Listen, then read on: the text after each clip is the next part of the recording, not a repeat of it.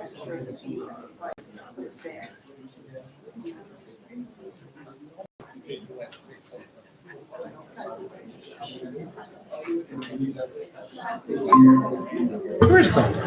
everyone, we're ready to get started.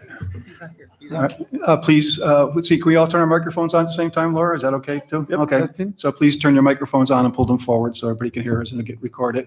I apologize for this in front of me. Hopefully you can see me up on the screen. We'll get this straightened out by the next meeting. So we have some growing pains here, but we'll get there. All right, so welcome to the June 28th, 2021 meeting of the Town of Niskayuna Planning Board and Zoning Commission. Mr. Henry, would you please call the roll?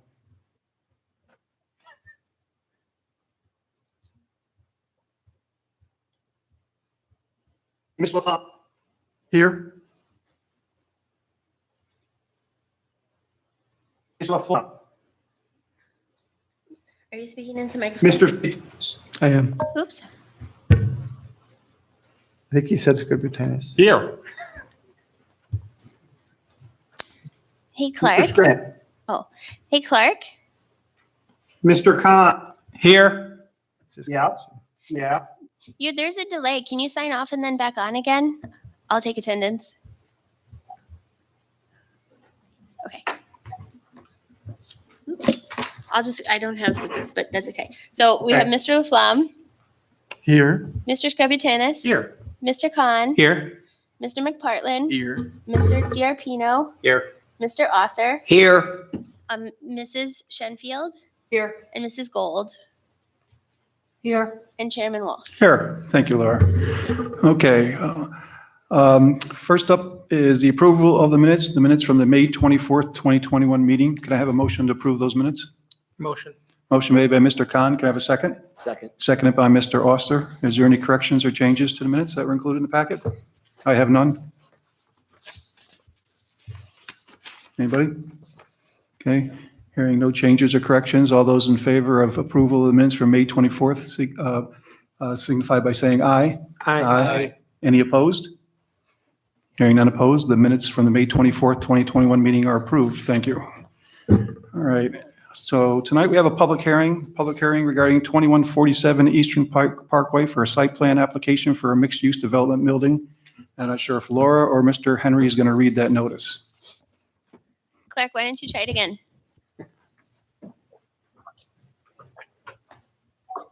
Nope. Can you hear me okay now, Laura? Yes. Okay. Notice is hereby given that pursuant to section 187-7 of the Code of the Town of Niskayuna and the applicable provisions of New York Town Law, section 276, a public hearing will be held by the Planning Board and Zoning Commission of the Town of Niskayuna in the Town Board Meeting Room at 1 Niskayuna Circle on the 28th day of June 2021 at 7 p.m. to consider an application from Lou Lisi for a 3-story mixed-use medical professional office and apartment building at 2147 Eastern Parkway in the town of Niskayuna.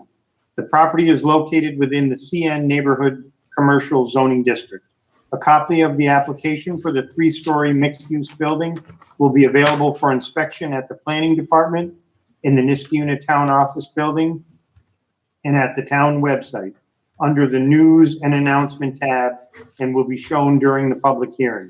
If you wish to express an opinion regarding the public hearing, you may do so at the above mentioned time and place. If you cannot be present, you may request a virtual login to the meeting by emailing lrobertson@niskayuna.org or calling 518-386-4530. Or you may set forth your opinion in a letter, which will be made part of the permanent record. The Planning Board and Zoning Commission of the Town of Niskayuna will hear all persons interested during the aforementioned public hearing. By order of the Planning Board of the Town of Niskayuna, New York, Kevin A. Walsh, Chairman, Planning Board and Zoning Commission. Okay, thank you, Mr. Henry. And I'm not sure if the applicant or a representative of the applicant will give a brief overview for the public before we open the public hearing to hear what you all have to say. Good evening. My name is Lou Lisi. I'm the applicant for this project. MJ, I think, could not be here tonight. Just got a phone call a few minutes ago. This is an existing parcel on Eastern Parkway across from the synagogue. on the border of the city of Schenectady. Currently is a one-story, 5,000 square foot professional office building. The intent here is to take that building, raise it to the ground, build a new structure, 3 stories, with 2 commercial uses on the first floor, 2 apartments on the rear of the first floor, and 4 units per floor for the next 2 floors, for a total of 10 residential units and 2 commercial units. It's serviced by public water and sewer. It meets the code for parking, and we'll be putting, according to the code, we have to erect detached garages, which we're putting to the rear of the structure, and we're adding sidewalks across the front. Okay, thank you. Okay, so we'll open the public hearing for 2147 Eastern Parkway. Anyone wishing to be heard, please come to the microphone, state your name and address for the record, and we'll listen to what you have to say. Anyone in the audience who would like to speak regarding 2147 Eastern Parkway? Anybody?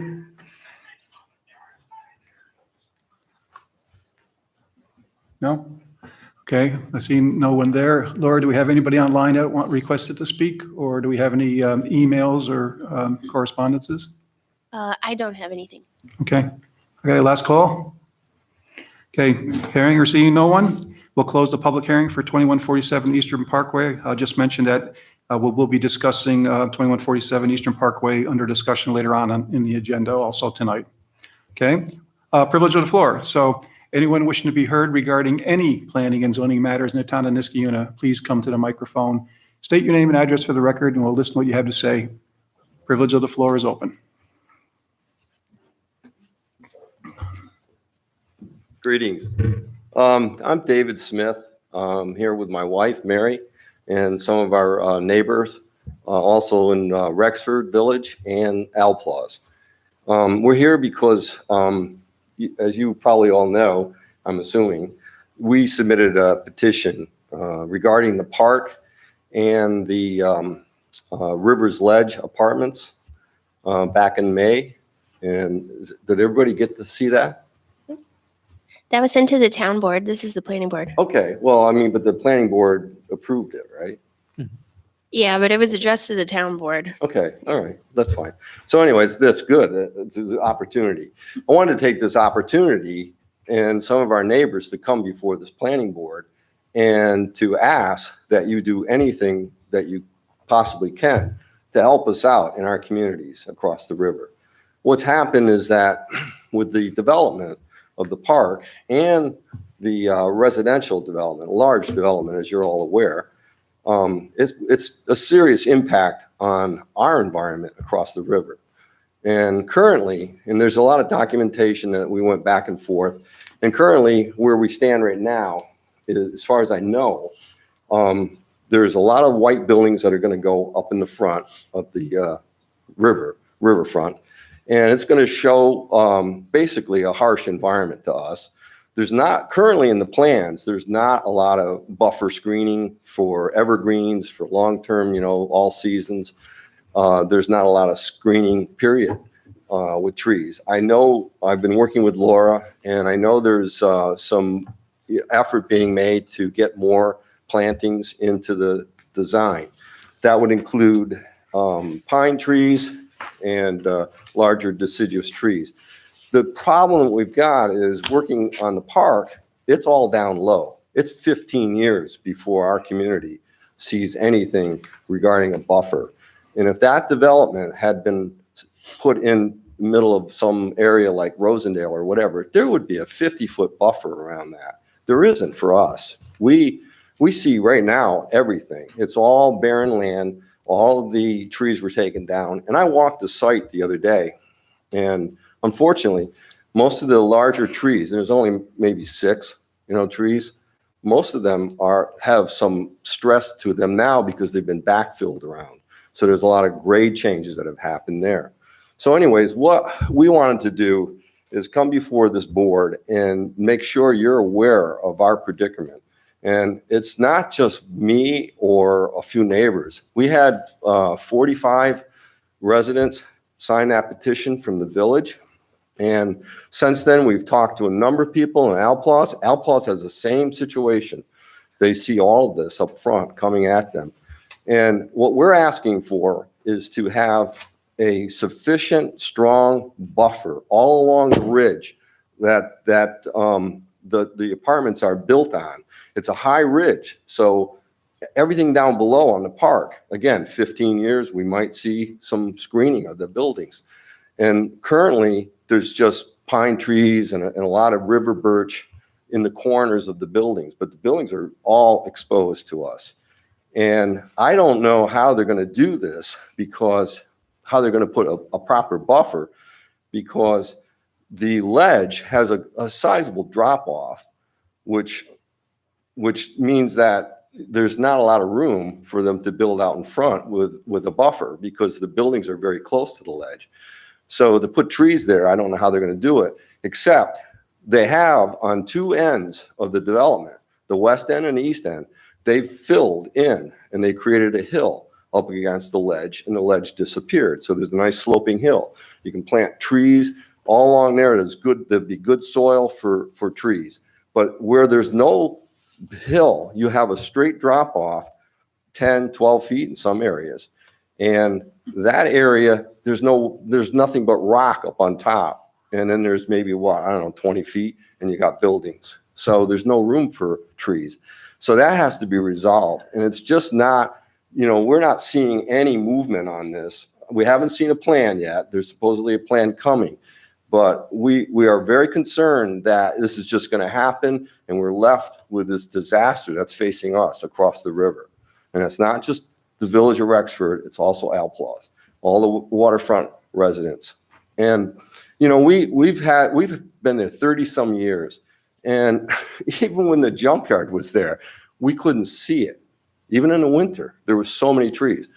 And the problem I have now is that when the winter comes, the fall, in November to May 1st, there will be no vegetation screening any of this, because most of it is deciduous trees that are going in.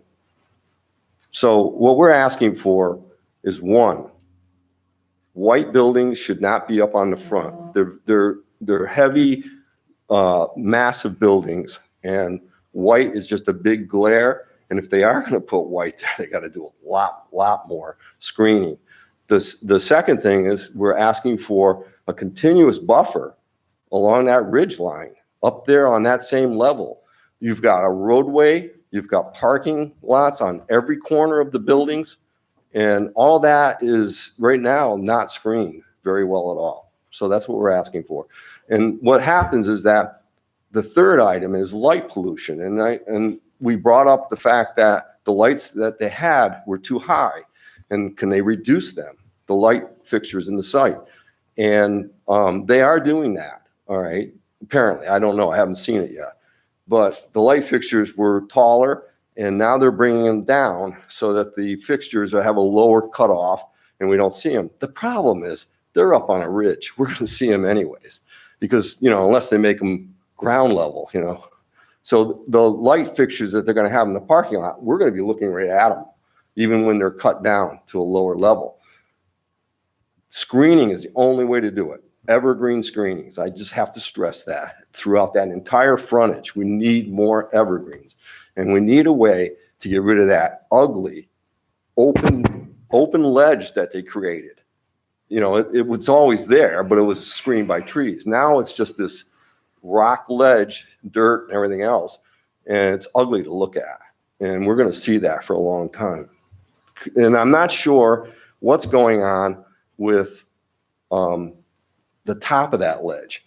The only thing, and you guys must have approved this, the only thing that I see on what we have access to on the plan is a squiggly line. And I've been told that it's a wall. It's not a wall. It may be a wall. I don't know what it is. And what is it? Is it a landscape wall? Is it a fence? It's got to be something that we know about before it goes in, and we should have some review of this. And I want to backtrack that. Unfortunately, what happened here is, during the COVID year, this thing came, and happened. Nobody was paying attention. And as residents across the river, we are theoretically adjoining property owners, because the entire park land is Canal Corporation land. And guess what? Canal Corporation land is also on my property. They have an easement of 8 foot to 10 foot on the riverfront of us. So we are contiguous to the town. And when they took all those trees down, nobody told us this was happening. You know, we knew the development was happening. It was behind all the trees. We had no problem. It's fine. It'll be out of sight and we won't see it. That didn't, we got surprised. We got blindsided. So we're asking for some help. And so these are the issues, and Laura has them. And whatever the heads of the town can do, please get involved and help us out. Thank you. Thank you.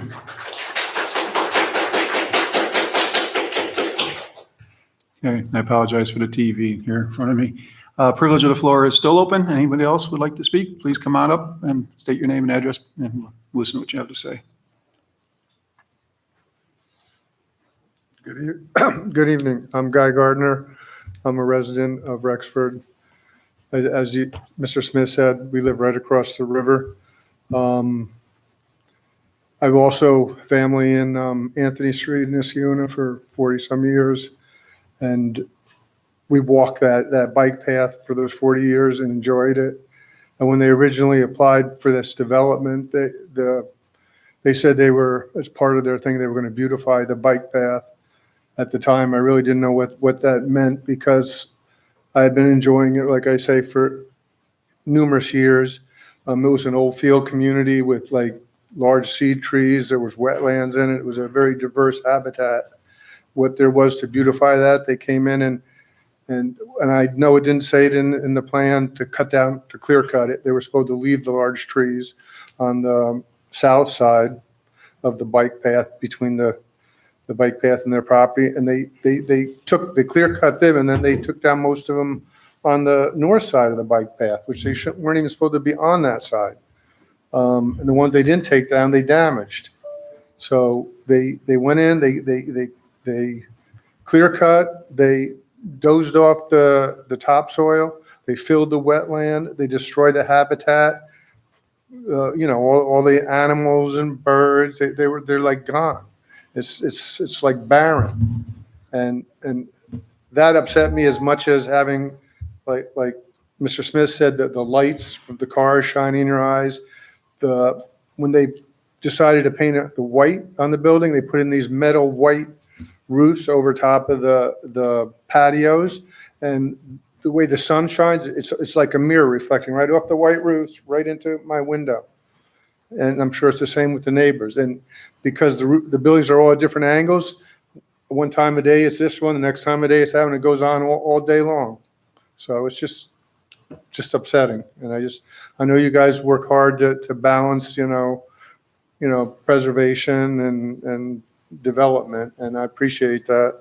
Whatever you can do, just take a look at. It seems to me they didn't really follow the plans that they had submitted. And now I know they're submitting some more, so. Okay, Thank you. Thank you, sir.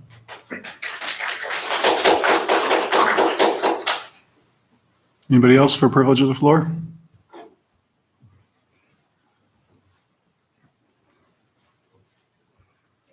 Rhonda McElroy, 54 Bluff Road. I live across the river from Could you repeat your name again? Rhonda McElroy, Okay, thank you. Bluff Road. 54 Bluff Road. Live right across the street from the construction. I moved there recently, 4 years ago. Purchased my house because it was beautiful. I could look across the river and it was just trees. I knew there was a junkyard back there. You couldn't see it. It was beautiful. There was bald eagles nesting across the river. I leave my land natural. I have all trees. I literally can stand in my backyard and look around. And in the summertime, I can't see other houses. Now I see this monstrosity across the river. I understand it was approved. I get it. We need to advance things. Things must move on. However, I thought I was protected like everybody else here by that park. And those very tall trees that I knew I might be able to see a little bit of it, but I would, who was I to, step in the way of progress? I was absolutely appalled. It seemed like I came home one day. I can't even explain. I come home one day, all the trees are gone. They're leveling it, and they're literally making it seem like the park is part of their plans. They leveled everything, put soil on top of it, and planted grass one afternoon. it almost as if they were taking over the park itself. And I find it appalling. I am very upset by the wildlife that's been disrupted. I haven't seen a bald eagle since then. I literally would see bald eagles maybe once a week, sometimes 3 of them.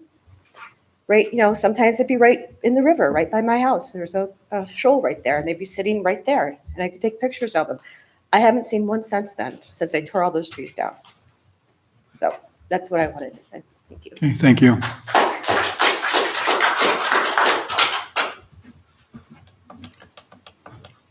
I apologize again. Anybody else for privilege of the floor?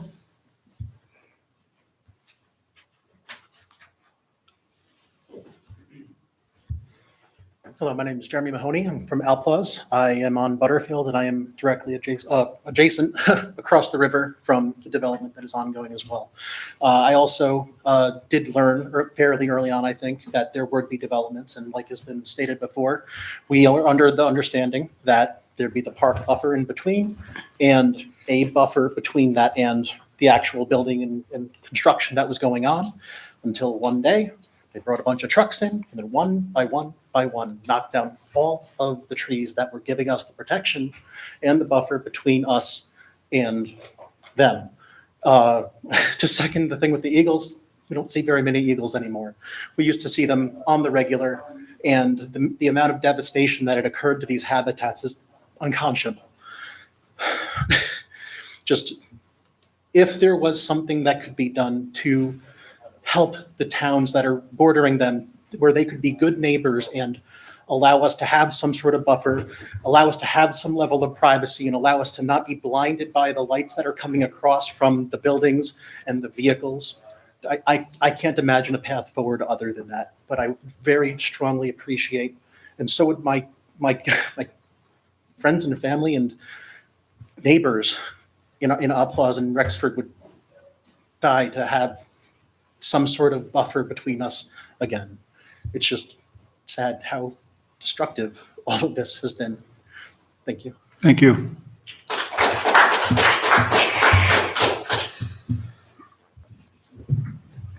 Anybody else? Privilege of the floor?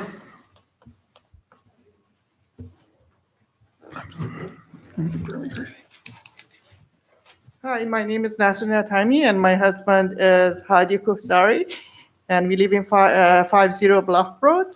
We moved to this house 2010 because of the river view. We paid above purchase price because we wanted to be in nature. And since this happened, all the noise pollution and all the problems our neighbor brought up, I wonder if anybody thought about the traffic issue on that residential is going to cause on that neighborhood. We already have an issue getting in and out of our development. I wonder if anybody have any suggestions about that many housing, which at least each household gonna have 2 cars. That's my opinion. Okay. Beside all the issues they mentioned, there's no need to repeat. Okay, thank you very much.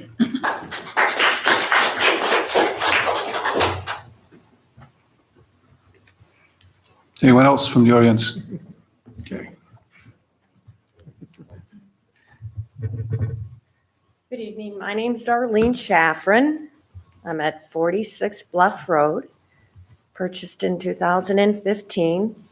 Obviously, because in part the water and the other part the view across the water. Just reiterating everything that they've said, I think the biggest concern for me, not just is the annihilation of the entire forest and all of the woods, which really didn't need to be done, although I appreciate sometimes it's easier to get rid of anything and build up. So if our new neighbors are more than happy to build a bunch of tree buffers, that is a great attempt as well. But I can't even imagine what it's going to be like to have all of those units and all of the cars pulling in and having all the headlights pointing at us, just like if I were to stand here and have flashlights pointing at all of you.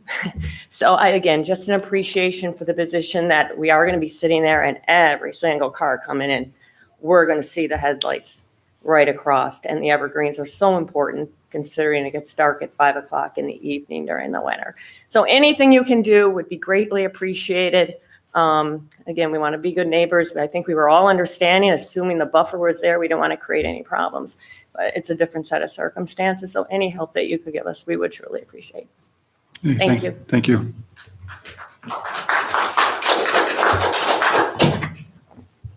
Okay, I'll call again. Anybody else wishing to speak? Laura, do you have anybody online that wanted to speak? I'm just double checking my email, but no, I didn't receive anything prior to 5 and nothing new has come in. Yeah, and no emails or letters to be read into the record? No. Okay, just wanted to validate. Okay, one more time. Anybody else would like to speak before I close privilege of the floor? Any planning and zoning matters? Got here a little late. I'm just thinking that. Could you give your name, please, sir? James McAtee, Okay. 28 Bluff Road in Rexford. And I'm just thinking, I don't know who they had for an arborist, but they cut down an awful lot of trees. And the ones they left don't look in very good condition. You know, they're missing branches. They don't have a lot of life to them. And, you know, we currently have a house over there that has a light in the parking lot and it shines right over. You know, I'd like to see attention to where the lights are focused and, you know, there can be lighting without it being obtrusive. And I really think that there need to be a few more trees put in that area. Just to make it look nice, you know, just for, you know, even just for the park. Okay, thank you, sir.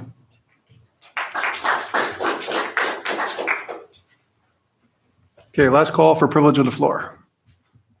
Last call. Anybody else? Can't see everybody. All right. Okay, hearing no one else for privilege of the floor, I'm going to close privilege of the floor. Thank you very much for your comments. We have no unfinished business tonight, so we're going to move right to new business. Under new business, we have a few resolutions tonight. The first resolution being Resolution 2021-23, a resolution for approval of a 3-lot minor subdivision at 1380 Van Twerp Road. And I just would like to summarize at least the conditions of the resolution, which I typically do. The packet is always available online with all the information. So, resolved that the Planning Board and Zoning Commission does hereby grant minor subdivision approval for a 3-lot subdivision at 1380 Van Antwerp Road as shown on a map entitled Subdivision Plan Lands Now, formerly of Lisi, 1380 Van Antwerp Road, Town of Niskayuna, County of Schenectady, State of New York, by ABD Engineers LLP, dated September 24th, 2018, and last modified Rev 7/5/2821, subject to the following conditions. 1. Prior to recording the plat, the developer shall work with the engineering department to finalize the location of public water access, which is proposed to be from a public main installed on Hilltop Ave. The final subdivision shall be updated with the location of any main and the final agreed upon location of the services to homes as approved by the engineering department. 2. Prior to recording the plat, any engineering and drainage concerns will be addressed to the satisfaction of the town superintendent of water, sewer, and engineering. 3. Prior to recording the plat, any questions or concerns raised by the town designated engineer will be addressed by the applicant in a formal letter to the town. 4. Prior to recording the plat, a street tree planting plan shall be submitted to and approved by the Niskayuna Tree Council. 5. Prior to recording the plat, any minor textual changes to the subdivision map will be addressed to the satisfaction of the town planning department. 6. Prior to issuing a building permit, the new houses shall be referred to and reviewed by the Architectural Review Board.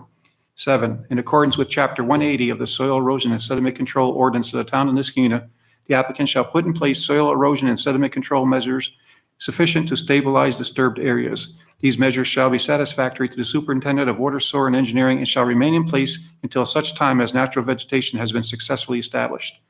8. Wetland boundaries shall be recorded and shown on any plot plan of a building lot containing wetlands. Wetlands may not be disturbed, drained, or physically altered in any way without first contacting the Army Corps of Engineers. Additionally, the town of Niskayuna requires that no land can be disturbed within a 25-foot buffer from the boundary of the wetland. 9. The garage floor elevation for individual lots deviate by more, should the ground floor elevation for individual lots deviate by more than 6 inches from the elevations approved for construction by the Planning Board and Zoning Commission or the Building Department, then revised grading plans shall be submitted immediately to the Town Engineering Office for the review and approval. 10, the limits of clearing on the subdivision shall be strictly adhered to during construction. To the maximum extent practicable, the applicant shall retain as many of the site's healthy trees and native ventilation as possible. Driveways shall be installed with least possible disturbance to trees.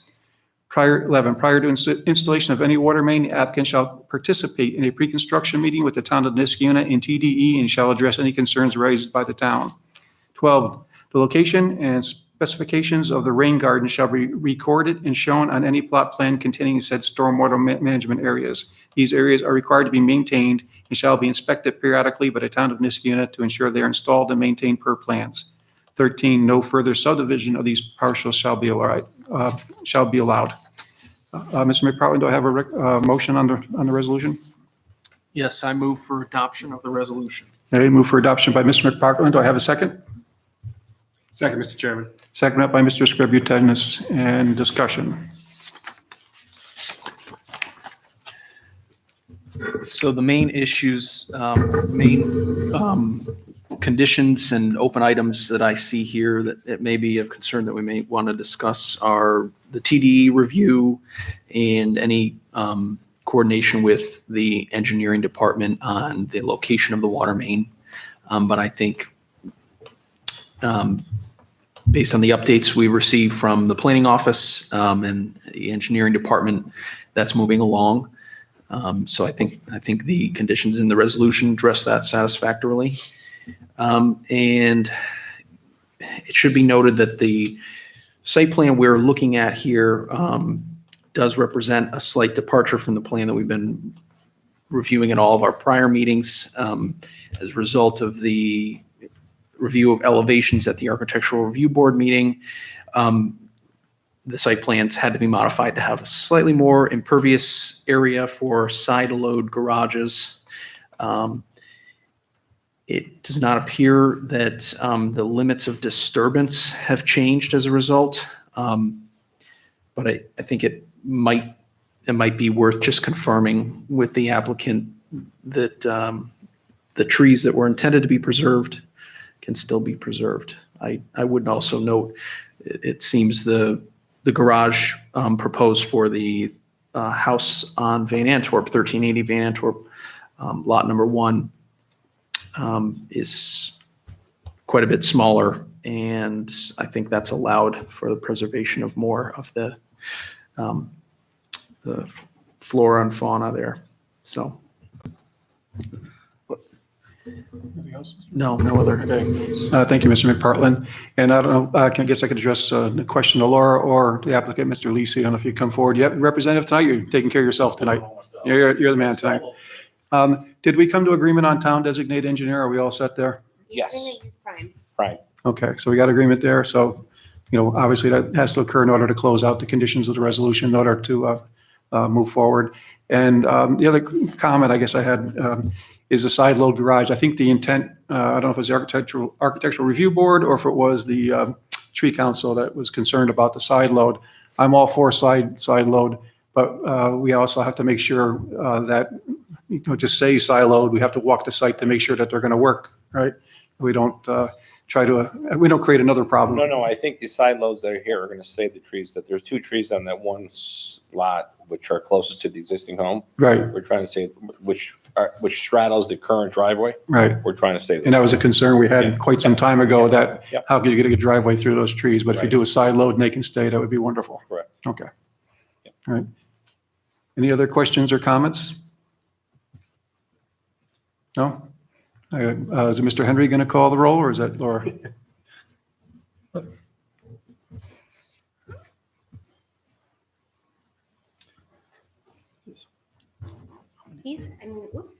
I noticed he's delayed. Clerk, you did come in loud and clear when you're doing the public hearing. I'll call the roll. Yeah. Mr. Laflamme, Kevin muted. Aye. Mr. Scributinus, Aye. Mr. Khan, Aye. Mr. McPartland, Aye. Mr. Diapino, Aye. Mr. Oster, Aye. Chairman Walsh. Aye.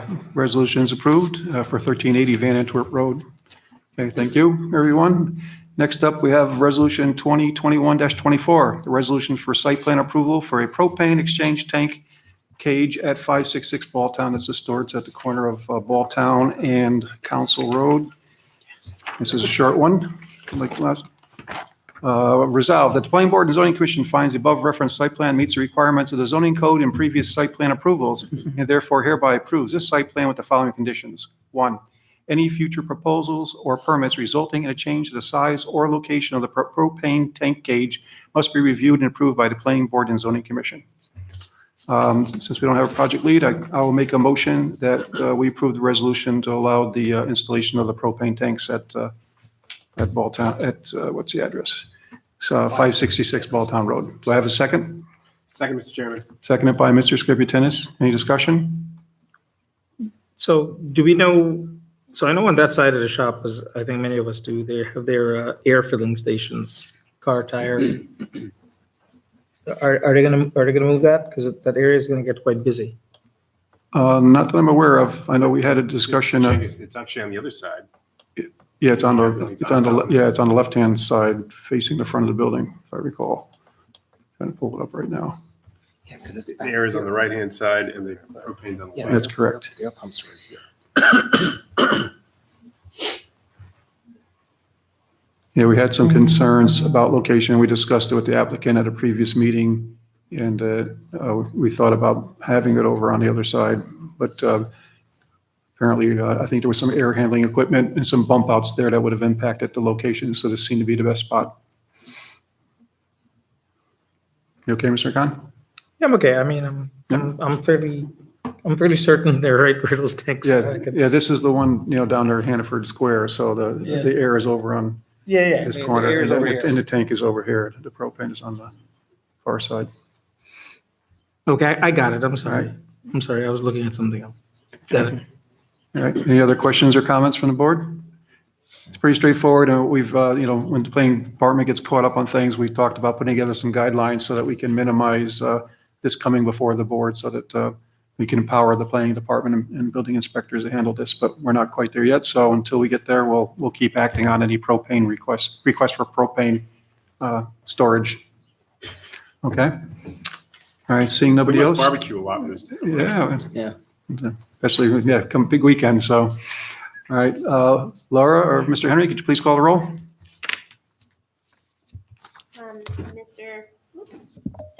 Mr. Laflamme, Mr. Scributinus. Mr. LaPlante? Well, there he goes. Yeah.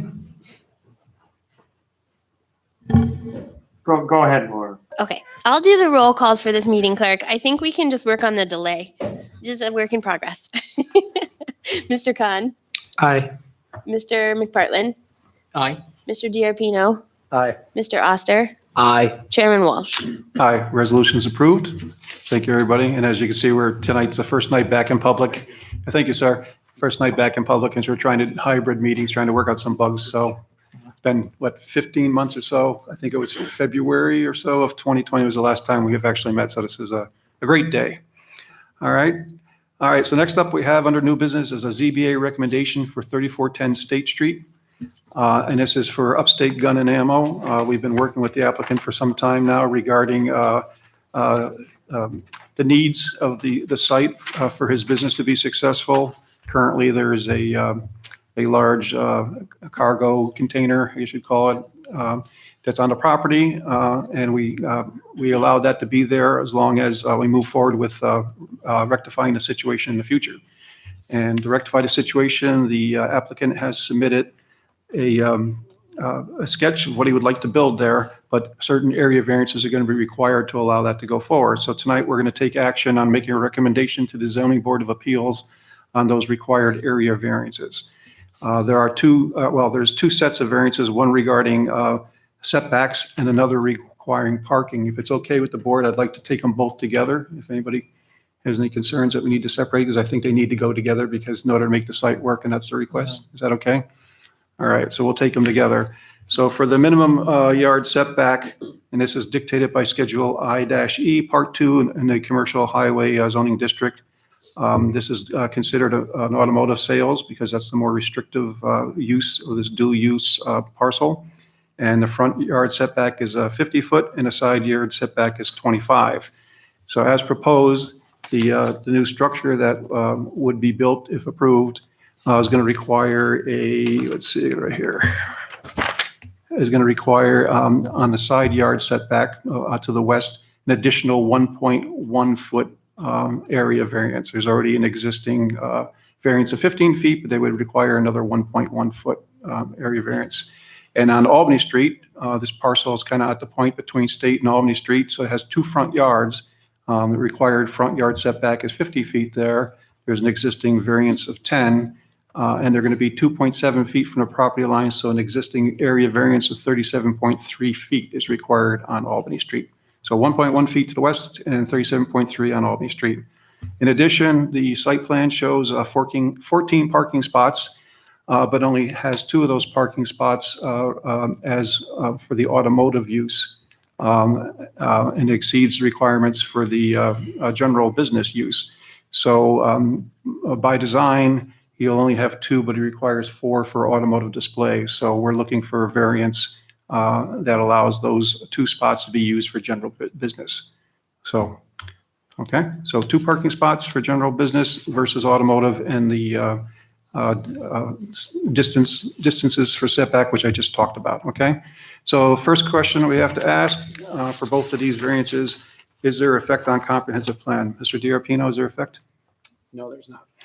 All right, recommendation is no effect on comprehensive plan. All those agree that there's no effect on comprehensive plan, please just raise your hand. We'll do a show of hands. No effect on comprehensive plan. Okay, no effect. Laura, that's unanimous. Suitability for use in the area proposed. Mr. DiRapino? Yes, it is suitable for both options. Okay, and the recommendation that is suitable in the area proposed, suitable of use, all those in favor, again, show of hands that it's suitable. And we, as Mr. McPartland, you're not suitable? I just want to make sure. Yeah, I'm not sure about that. I think I'll either abstain or say it's not suitable. Okay, either one. I would say it's not. You shouldn't abstain, just saying it's Yeah. not. Yeah. And then if you would like for me to include any thoughts as to Right. why in the recommendation, Yep. you can include the dissent. Well, when it comes to parking spaces and used automotive sales. Patrick, can you talk into the mic? Oh, yep. I'm sorry. No, it's not. I just think we have a little bit of a conflicting issue with the lack of parking and the use for automotive retail. So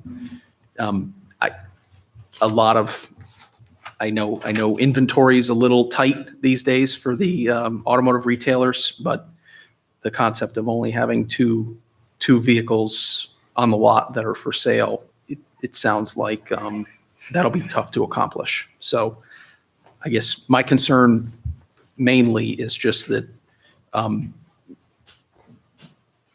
there should probably, it would have been nice to find a way to allow for more parking on the site. I understand it's very landlocked, and there's not much you can do. 2 uses on a small parcel, but just I can't get past the suitability. Well, we talked about this before. He could go to 1 use. Yeah. Even 1 use. He could go to 1 use. No, yeah, the applicant could go to 1 use, and that would Yeah. alleviate the need for the automotive parking. But I'll jump in here, but as the applicant has stated many times to us, and I believe it's also written in his ZBA, is that the automotive use is a very small portion of what he does there. Upstate gun ammos, the retail portion, the general business is what dominates the site. And I guess it's he owns the LLC or the Crown Motors. I guess it's a historic name in the community, and he wants to maintain that. And so he feels that it's such a small portion. He may only have 1 or 2 cars at a time that he sells, and he doesn't want to lose that opportunity. So for those reasons, I'm okay with granting the variance, as we just voted. All right. And also, I know that Laura would like some help when we pass this on to the Zoning Board of Appeals. So I just had a few notes here. Obviously, it's a unique situation. It's a unique parcel, as we've already talked about, having 2 front yards. And it's a pre-existing non-conforming lot, which puts it into this situation also.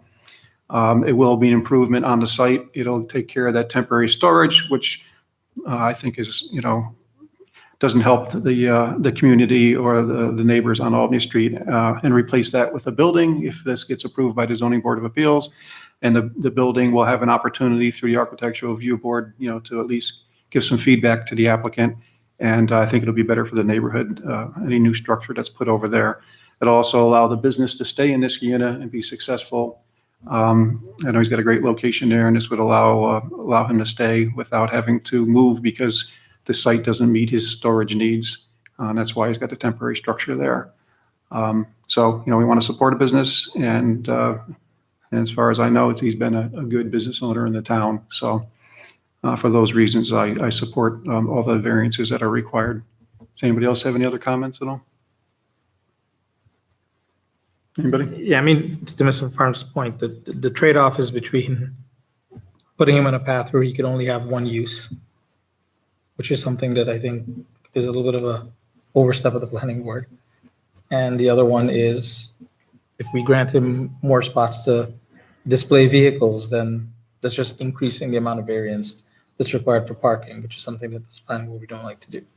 Right. So I think this is probably a reasonable compromise. Right. We did suggest that he give up, the automotive sales Yeah, use, but he right. doesn't want to do that. So it's his, it's his right. And the automotive sales, since that's the more restrictive code, that's what sets all these needs for, well, there would be potential need for area variances, but not to that of this magnitude. So again, it's a tough site. Right. And But at the end of the day, the ZBA can give him a different outcome. right, and it's only a recommendation. Not only, it's an important recommendation, but the ZBA's authority here. Right. And the ZBA will be meeting on this application on 7/21, July 21st, for anybody that's interested, where Mr. Serafini will state his case, and we'll see if the Zoning Board of Appeals grants his request, and if they do, he'll come back to this board, and we'll keep the process moving along. If they don't, we'll take it from there. So Chairman, I got no effect 7-0, suitable to use 6-1. I didn't get a Oh, recommendation. yeah, I'm or a sorry. vote on that. Good comment. Sorry, Laura. So recommendation, Mr. Diarpino, is that the ZBA grant the variance? Yes, that's correct. All right. All those in favor that the ZBA grants the area variances, variance for parking, please signify by raising your hand. And again, it's a 6-1. Oh, you. Yeah, I guess if we had dealt with them separately, the yard dimensions, I'm okay with. I don't know how to. Yeah, I can put that. So you don't object to the building, but it's the parking. Yeah. Yeah. If there's any way to find more. Yeah, I can put that there. Yeah. You probably should do those separately. Do it separately? Yeah. Okay. All right. Well, let's see. So basically, we talked about the parking then, so I think we're all set on parking. So, We're all set in the area variances. we're all set on the area variances. All right. Well, but the. No, okay, because he the voted on votes the area are, variances as a no. I would be a yes for suitability and no effect on the comprehensive plan for area variances. For both. And a yes recommending granting the variance. Do I need to do a show of hands? Okay, sorry. So I'll just put this to the side. So for the building area variances, it's 7-0, no effect. It would be 7-0 for the building variances on suitability of use and 7-0 to grant the variance Correct. on the building. Right. Then for the auto sales, and I'll split them out in the recommendation, it's 7-0, no effect. 6-1, suitability, and 6-1, grant the variance. 6-1. Is that okay, Paul? That's Yeah, good. Correct. Thank you. Yes, thank you, Mr. Briggs. And thanks, Mr. McParland. And sorry, so the dissent on the area variance for the recommendation is similar to the suitability, correct, Patrick? On I think- the dissent is on only the recommendation for the. Granting of the variance and the parking, and the dissent is similar to that. He should see if he could find more parking spaces there, or find a way to not take up 2 spaces with the displays. Right, Yeah, got it. right. All right. All right, thank you, everybody, for your patience. We have nothing further on that. We don't have Mr. Serafini here tonight, right? Or with us? Do you need any further explanation or rationale? I mean, I think that Kevin was actually explaining his rationale for the recommendation. Okay. I'll move that under the recommendation unless you guys wanted to add anything. Yep, is there No, anything that's to add? Okay, and I believe that's it for business, that's it for new business, and we won't be talking about 3410 State Street any further tonight. So we'll just wait for the zoning board of appeals at the July 21st meeting before we pick up this subject again. All right? All right, so that brings us to discussion items. First up being 2147 Eastern Parkway, site plan application for a mixed-use development building. Mr. DiArpino, project lead, and Mr. Lisi is still here. So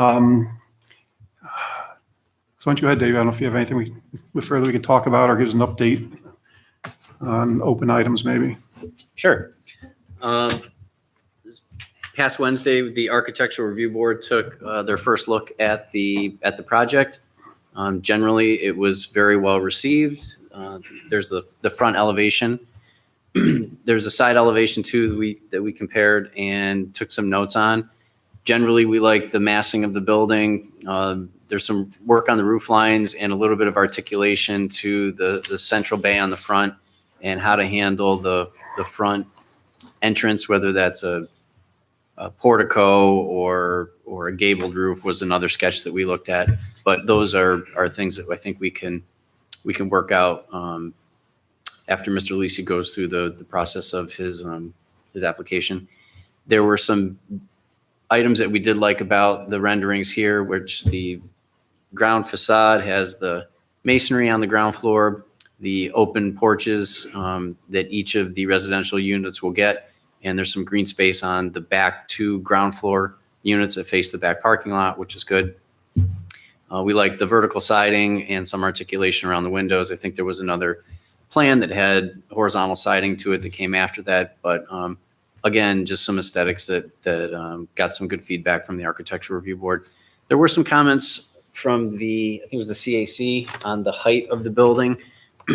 So in this area, there are some buildings that are 2 stories and 3 stories. There is a mixed use.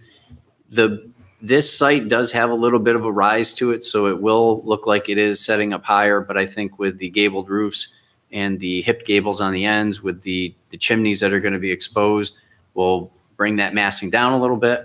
And then the only other thing is that the building footprint here is actually slightly smaller than the existing, we'll call a 1-story building with a very large roof on it right now. And then the parking structure tucked into the back for the residential units, I think is a good location for it. And they have this little small green space in the back that kind of abuts the inside of the block apartments. And the garage in the back is only for the residents, right? Correct. Yeah, it's actually covered parking, right? Yeah, that covered parking, what that canopy will look like, we'll find out during the planning process. Okay. Where are the mechanicals going to be? The AC, they're going to be in the ground? Yeah, there are no rooftop units. They're all going to be within a mechanical closet for each unit. Okay. Is there an elevator in the building? Believe it. Yeah, there's an elevator. One? It's a central loaded corridor with an elevator. Okay. You got it. Thank you. All right, and as far as process goes, because this is a mixed use, and let's see, what zoning is this one in? Neighborhood commercial? Yep. Correct. So then both are allowed. All right, so the town board has to issue a special use permit. We had our public hearing tonight. We received no written or oral comments at all. When is the town board, did they call for their public hearing? Is that going to be at the end of next month or? Yeah, they have to do a resolution calling for their public hearing, which they did in June. And they wouldn't hold the public hearing until the end of July. All right, so the end of July, the public will have another opportunity to be heard regarding this mixed-use building. And I'm assuming that we should wait until that public hearing to make our recommendation in case, something comes up from the public that, Oh, no, we normally make the recommendation. Hmm? If we can, if we're ready, we normally make it. Yeah. Yeah. Laura, timing wise, the town board hasn't called for a public hearing yet. Yeah, they did. Did they? Yeah. Oh, good. Just because it's so long, like I they remember can that have the now. public hearing You're right. and then still even delay, not delay, but typically they have the public hearing and then it's still a whole nother month before they take action. So, yeah, we had them call for the public hearing. I remember that discussion now. Yeah. Thank you. And if the town board issues a special use permit, it just comes back to this Just board comes back to us. for us to get Same into thing. the details of, resolving architectural review board comments and engineering, et cetera, Yeah, but because your scope of recommendation to the town board is typically for special use permit, and then you can still work out the details for site plan. My recommendation would be because of their timeline, that we would call for a tentative recommendation at the next meeting, because that way it would dovetail into their meeting. Okay, so that would be a tentative resolution at our next meeting on July 12th, recommending that the town board grant a special use permit for this application. If that's the recommendation Yeah, of the that's what project lead. Yeah. yeah. Okay. Is anybody, Dave, one quick question, or to Lou. Do you have a separate segregated access for tenants in the business and the or office space? Yes. So that the rear access is for the tenants and the front is for the commercial space? yeah, hold on one sec. We just need to get on the microphone because I know, come on up, Mr. Lisi. Just make sure, people can hear at home or on YouTube. Okay. Tenants can access their space either entrance. The elevator will open on both sides. So no matter where they come in, there'll be a double door elevator. So if they come off the front, they can still access their units by taking the elevator up. But office access is just from the front. That's Office is just for the front, correct. So the office suites will enter from inside the lobby when you walk in. There won't be any outside access onto the commercial space. So is there some kind of a key card access to get to the residential unit, second or third floor, Yes, the elevator? there'll be, the elevators are supposed to open to their particular floor. So they'll have a fob. They Okay. press the fob, hit whatever number Okay. it opens up at 2. Correct. And I guess something similar with the fire stairs and. Yeah. Yep. Yep. Good. Thank you. And Lou, you'll be doing the property management for the Yes, residential as well? yes, correct. Yep. This had a oh, died. Can I use yours, Mom? Now noise dies. This had a county referral, and the county doesn't object to the proposal, but they just had a note, just as something for us to think about, which I always appreciate, is that this building does have a little bit of commercial space, and it's sort of awkward for the people to access the commercial space. And so they had, and it doesn't really change it, because if you're raising the building, you can have you could orient the building differently so that if a car was pulling up to go to the doctor's office or something, like right now, all the cars face away from the building, and you park away from the building, then you'd have to walk down a sidewalk to get into the commercial. But if you change the orientation of the building so that there can be parking along the side, you could still have it facing the road, or you could have it facing sideways with a side entrance to the road. And then potentially the commercial space would have a better use. I tried to turn up my brightness, but I can't share it on that screen because that one only has the packet. Can you guys see it? Yeah. Yeah.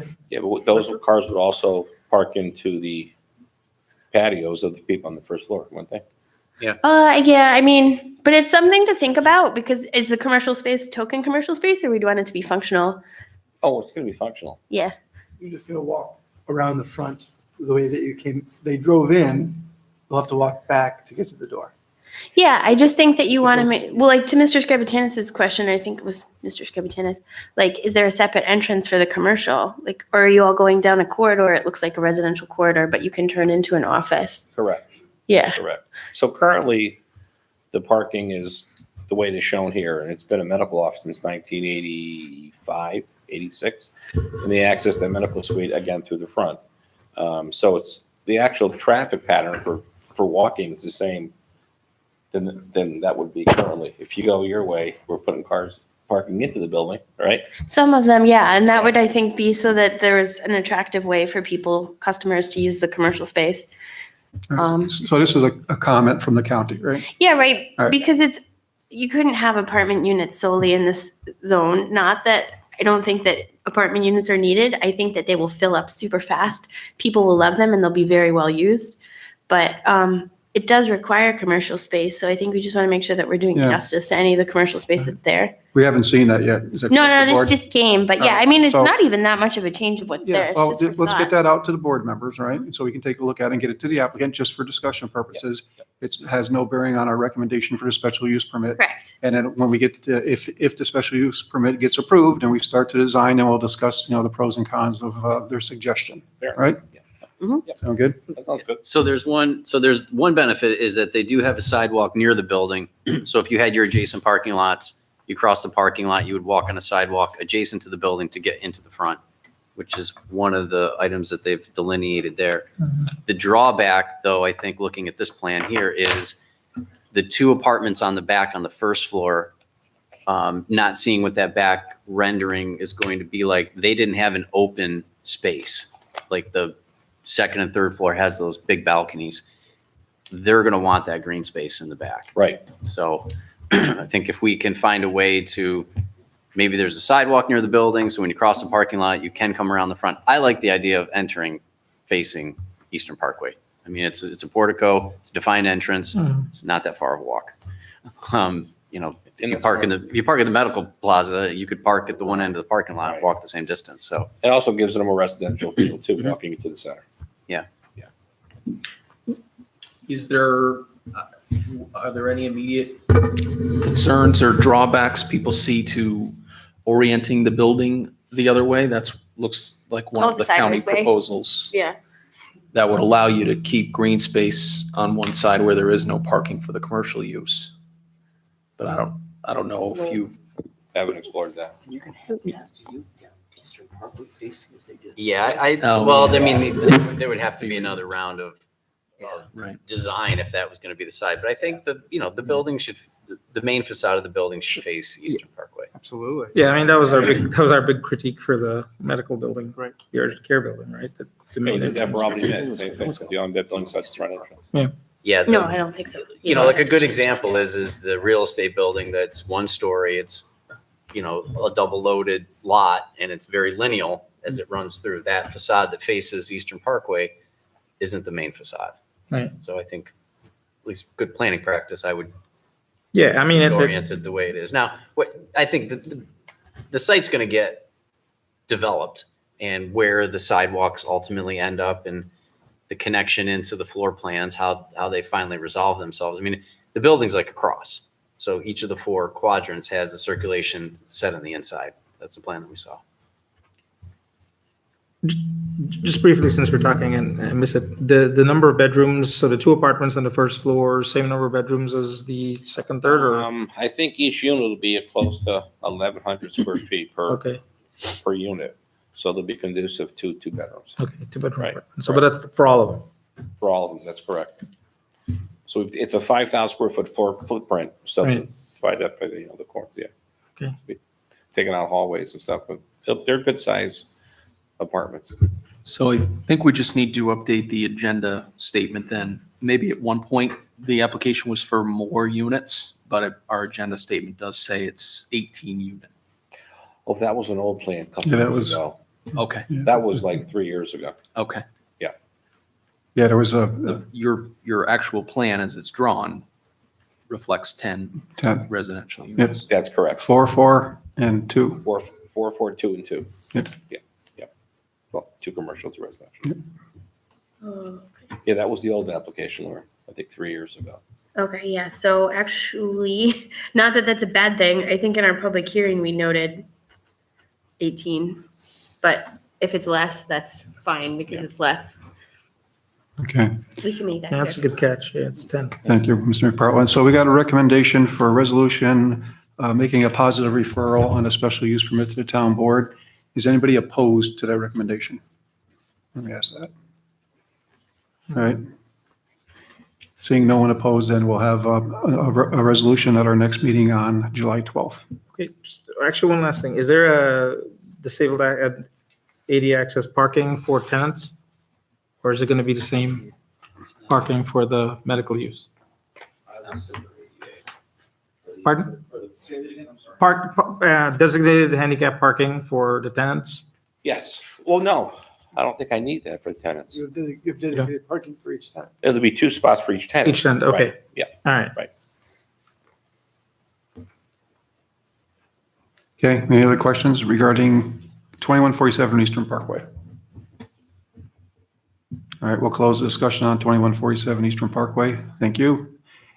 And let's see, next is 428 Balltown Road, site plan application for parking lot and pickup lanes. This is the Target store.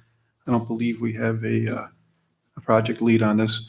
I know we had, the applicant was not available, so I believe we were just going to do an update on where we stand, or is the He's on the Google Meet. Excuse me, sorry, this is. Oh, the applicant is available, okay. Great. I didn't know that. I saw an email that said they wouldn't be able to make it, but That's right. Can everyone hear me? yes, we can. Can you hear me? Yes, we can. Can you hear us? Oh, great. Okay, sorry. Yes, this is Dan Frisco with Kilmehorn I can. I think I just have to pause in between I speak, and the lag gets back to us. Okay.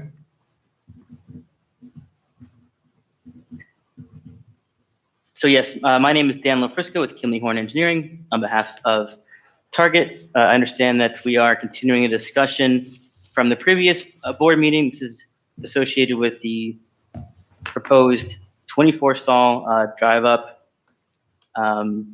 spaces on the Target store with associated striping and signage.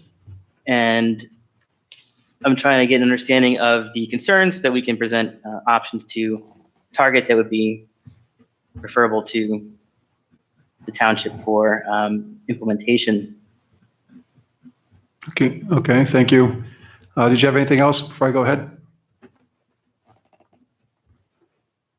No, you can go ahead. Okay, so where we left off, and I can't remember if it was last meeting or not, but the discussion was we were just concerned about the intensity of the application, having 24 spots, at least that was my comment. So we just started basically giving you some feedback regarding this project. And I believe where we left off, we asked, there was a different representative, and we asked if they would consider going back to Target to see if they would consider a phased approach where they would do 12 parking spaces for the quick pickup, maybe with the infrastructure available for 24, and to see how it goes based on our concerns, whether or not this is, I know during the COVID period, it was popular for pickup, and whether that sustains coming out of the COVID pandemic or not. So we want to minimize, if possible, the number of parking spaces for pickup.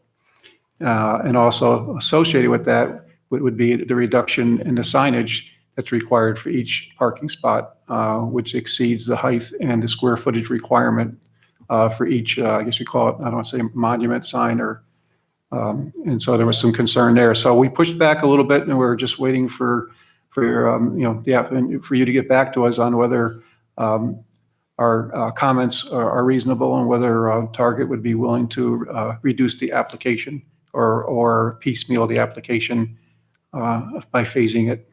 And that's kind of where we left off. Understood. The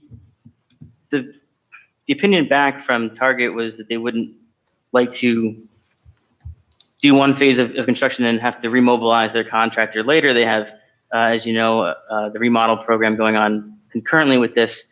So to them, finding a solution that works for them right now as best as possible would be preferable, and they may not have a second phase down the line. So if the concession is there's a lot of stalls, but the signage is visually obtrusive, I believe they do have an alternate for signage that would be within the township's compliance in terms of square footage area. Yeah. If we kept the stalls but reduced the signage, would that be more palatable? I'll only speak for myself. I think for me, yes, that was one of the concerns. The size and magnitude, number of signs was a concern. So if you have a proposal, I don't believe we've received that yet. Is that correct, Laura? We haven't. So we'd like to have you submit it to those for a review, and we'll continue on review this application. Would that be sort of in the four corners format? That like the sign would be like 1, 2, like, where you'd have, 1, 2, and then the flip side would be 3, 4, so, where you could, instead of having a sign for each spot? No, unfortunately, they don't have a prefabricated one like that. I think they kind of do this in bulk orders. So the standard one is the double-sided, that's larger, that has the number on it. The smaller size looks more along the lines of the size of a ADA compliant stall sign. So, and it's singular. So even though they're smaller, they're not double-sided. So that would be a post at every stall location. All right. So I want you, submit to the planning office so we can take a look at that, what the alternate proposal is. The other thing we talked about at the last meeting was that the only store in the area where you've implemented these changes would be the Saratoga Springs store, was my understanding. And I think we were looking to get, I haven't been able to get up there, I think we were looking to get some images of how it came out there, either, by somebody from the board, planning department, or the applicant themselves, so we could take a look, or obviously drive up there. I'm not sure where the store is in Saratoga. Does anybody know? It's like on Route 50. Is that the one in Wilton? I think it's in Welton. It's in Wilton. Yeah. I mean, again, who am I to tell Target what to do? But in the world of Instacart, I just don't understand how that many spots would be needed if for people who don't want to physically go in the store. So to that end, Mo, could someone tell me what the business model here is? Because I didn't attend the last meeting, but someone wants to buy shampoo, someone delivers the shampoo? No, the idea, you bring it out to you make an order in advance, they come out to the car, they put the groceries in your car. Or order, whatever it may be. Delivery version of pickup. Yeah. It's probably slightly cheaper than delivery, right? Just slightly. It probably, there's probably no carrier charge associated Yeah. with it. It's So there's an app, and you Yeah. download the app, and when you get there, you say that you're there, and you identify which parking spot you're in through the app, and then the store will bring out to your car whatever you purchase, whether it be groceries or whether it be, whatever. Anything that Target sells is my understanding. And they'll put it in your car for you. And apparently that's the request. I just envision a lot of empty spots, like maybe 4 or 5 spots being occupied, and a lot of metal signs that are going to be there that are just going to be not very nice to look at. I've actually used it before as well. And you don't, at least I've never had to put in the actual parking spot number. They just have my license plate or vehicle description, and I pull in, somebody comes out, and then they show them my phone, and they put the groceries or whatever I'm getting, and I leave. Yeah. And there's been maybe one other person there at any given time that I've done it in a couple different locations. Thank you. Right, and you're not shopping from this space.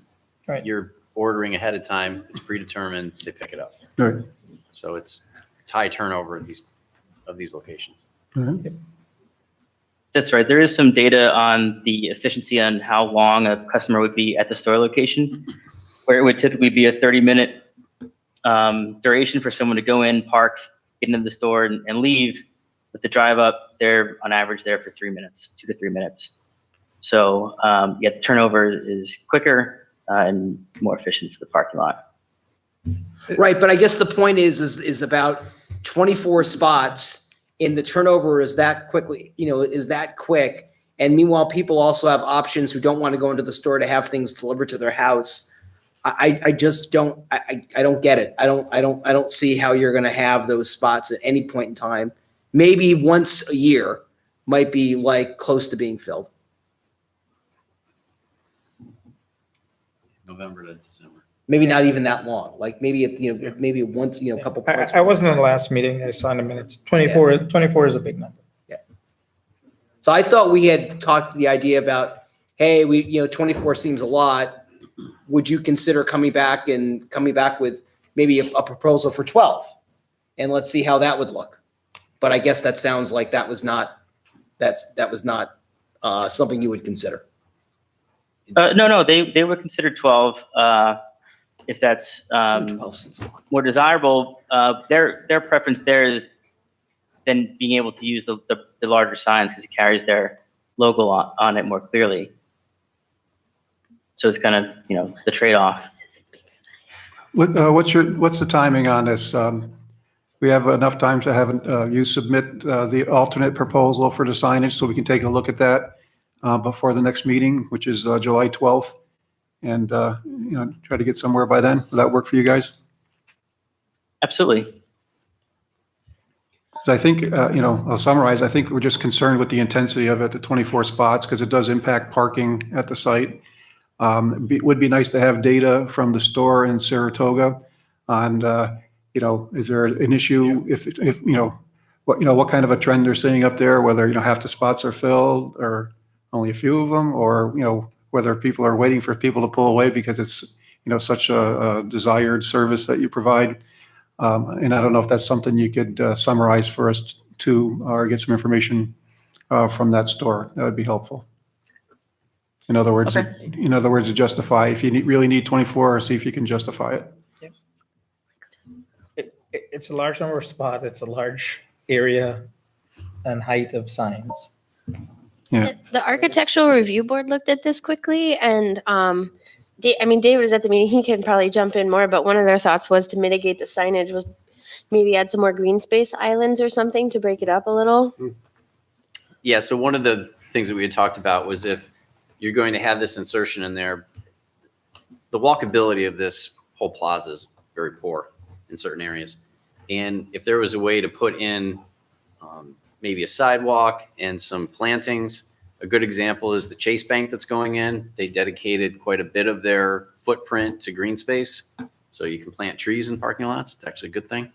But maybe if there's a way to articulate this with the beacons and the signage to blend it all together, then the area of 24 signs isn't going to be as visually impactful as just having a row of signage that's for probably the predominant duration, not having a lot of cars parked in front of it.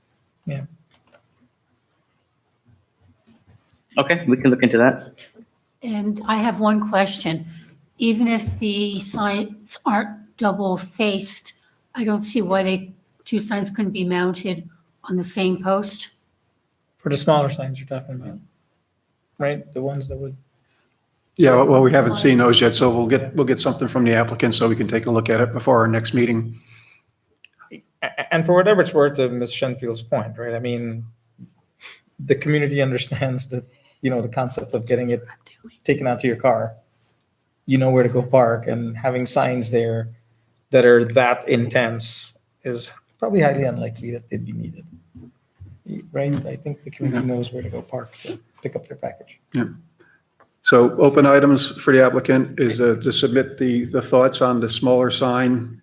It sounds like more of them, but they would meet the size requirements of the ordinance, and possibly, some images of what it looks like, typically looks like, such as the Saratoga store, and justification, or at least some data on the need for 24 as demonstrated by, say the Saratoga store or any other location that may have a similar arrangement to show that there truly is a need. And then we'll take that information and take a look at it. And we know we have a few different options here, obviously modifying, going forward with the application as submitted, or, some kind of balance in between where we feel it's too intense and we maybe downsize it with the new signage or the old signage. So we got a few different options to work through, it looks like. Yeah, and also potentially adding a little green space or maybe some islands to break it up. Yeah. Yeah. And I don't know if you could, one option would be to continue on the path of the 24. I know that's a construction issue for timing, but maybe you could integrate the green space, still utilizing the 24 spots, which would allow for maybe a future change if it did become very intense. That would be a nice way of doing it also. You could even put the underground infrastructure in place for the beacon. And it would just be a matter of installing signage and striping and changing things around. That's what, but we don't want to design it. Mm-hmm. I see.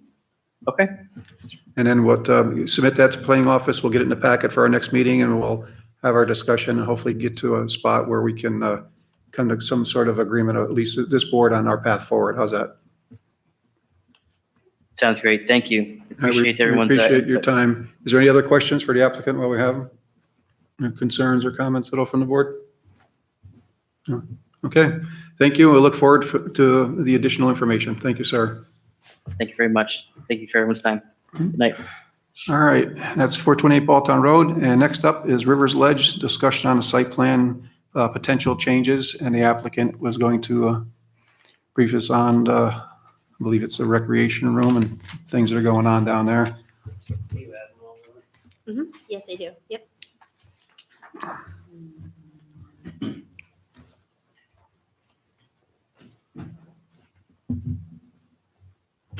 Hi, my name's Chuck Bafundi. I'm Louisi Company's head of real estate development. So I'd like to start too, for those folks here from Alpos, we're working diligently with Laura and the town on the concerns that you folks brought up today. So I just want you to know that we want to be a good neighbor. I'm glad I came here today for this.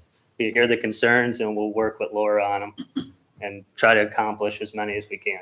All right. So today I'm here to discuss a proposal for an additional fitness and a recreational building. So Through surveys of our other complexes that we've put up, we kind of take data from a lot of our tenants about the different amenities and stuff that they'd like at our complexes. And the original clubhouse footprint wasn't really bringing all those amenities that they wanted, right? Our model as a developer is we try to bring as many amenities to the table as we can. It retains tenants, and we feel it makes for happier folks at our properties. So our clubhouse right now is, as you see, positioned in the center of the development next to the pool amenities. The fitness building we positioned at a high point of the development that has a very enhanced view. If you were to go, Laura, to the HCP rendering of the footprint. Oops. Messed up by zooming in. Hold on.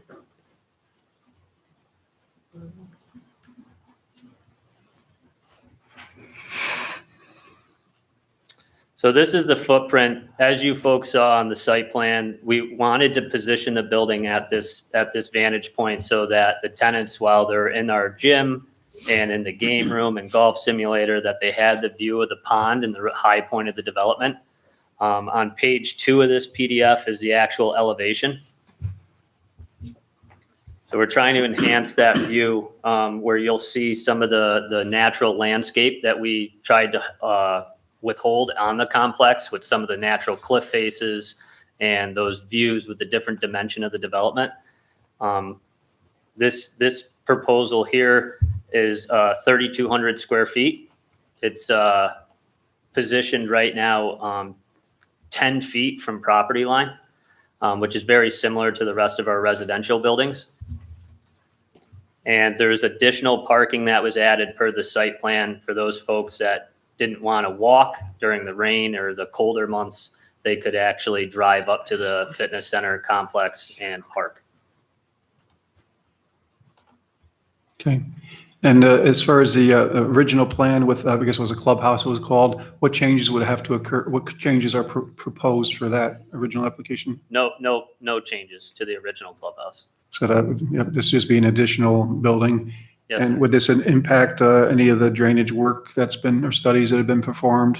No drainage work, no changes to the original drainage study, but would change a drainage pipe alignment. We just have to, which is already installed, we'd have to rip out that pipe and reorient it to a different place, but we could maintain the same spillway. Okay.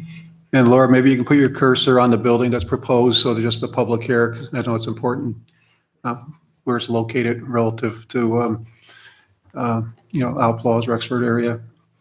It's close to the I guess we call it the front portion of the property, but not all the way out, all right? Because there's still room for phase 2 potentially along the Aqueduct Road there, right?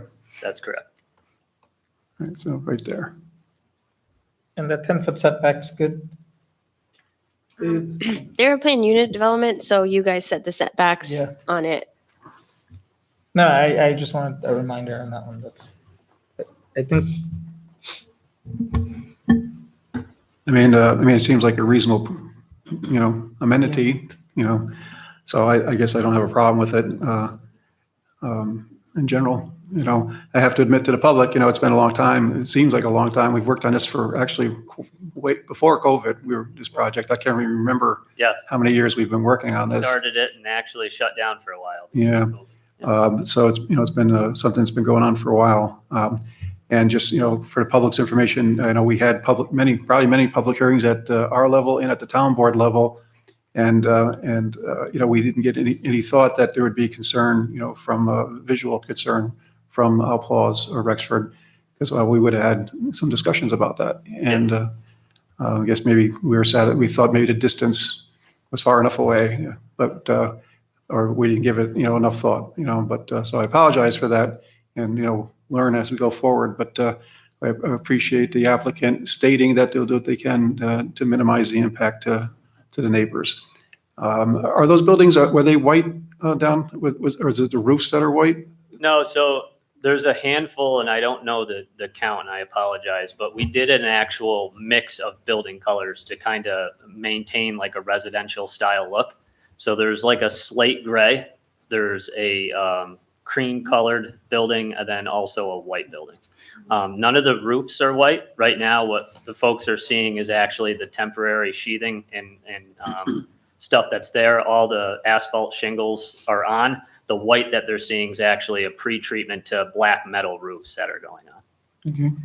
Just to interrupt, was it always the plan when we approved it, white, off-white, and gray? Yes, All there right. was always those three colors. That's correct. Even mix, right, across all the buildings? Always an even mix. Yep. Because what looks like a model building that's further along than the rest that is white. Yes. And it's toward the south. Yes. And I didn't think that they were all going to be white. Yes. No, they're not. And you know, if there was, and I talked to Laura about this, if it was something we could change, we most rightfully would, right? And to, you know, eliminate that concern. But with the market right now, materials were pre-ordered like 6 months in advance because everything has a lead time. White was a standard color. So first buildings we ordered and first buildings that are already being sided. So it's kind of hard to turn back at this point now. I mean, my recollection was the color composition was natural. A lot of stone, a lot of gray, a lot of really subdued colors. So the white, I think what we're seeing is that first building that goes up is leaving an impact, I guess a negative impact. Yes, and I think once the rest of the development comes together, we tried to utilize building materials and colors that kind of pulled out some of that native geography that was there with the natural cliff faces and some of those stones and whatnot. Which one is the current building that's up, that's white? It's probably. It's right down, Laura. Nope, one down. South of there, that one right there. Yep. My cursor.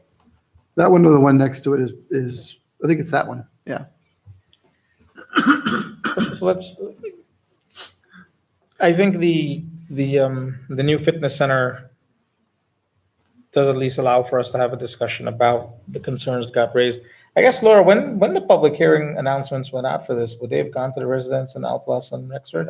We do county referrals, but they're actually over 500 feet, so they don't get notified. Because we did talk a lot about the visual impact of this project and the distance that the recipient or the user might be disadvantaged if and when these were built. And the greatest majority of the concern was when you're driving down Van Antwerp or Aqueduct Road, and that proximity. And we did go across the river. We did drive around. Some of us did, and the distance just seems so great.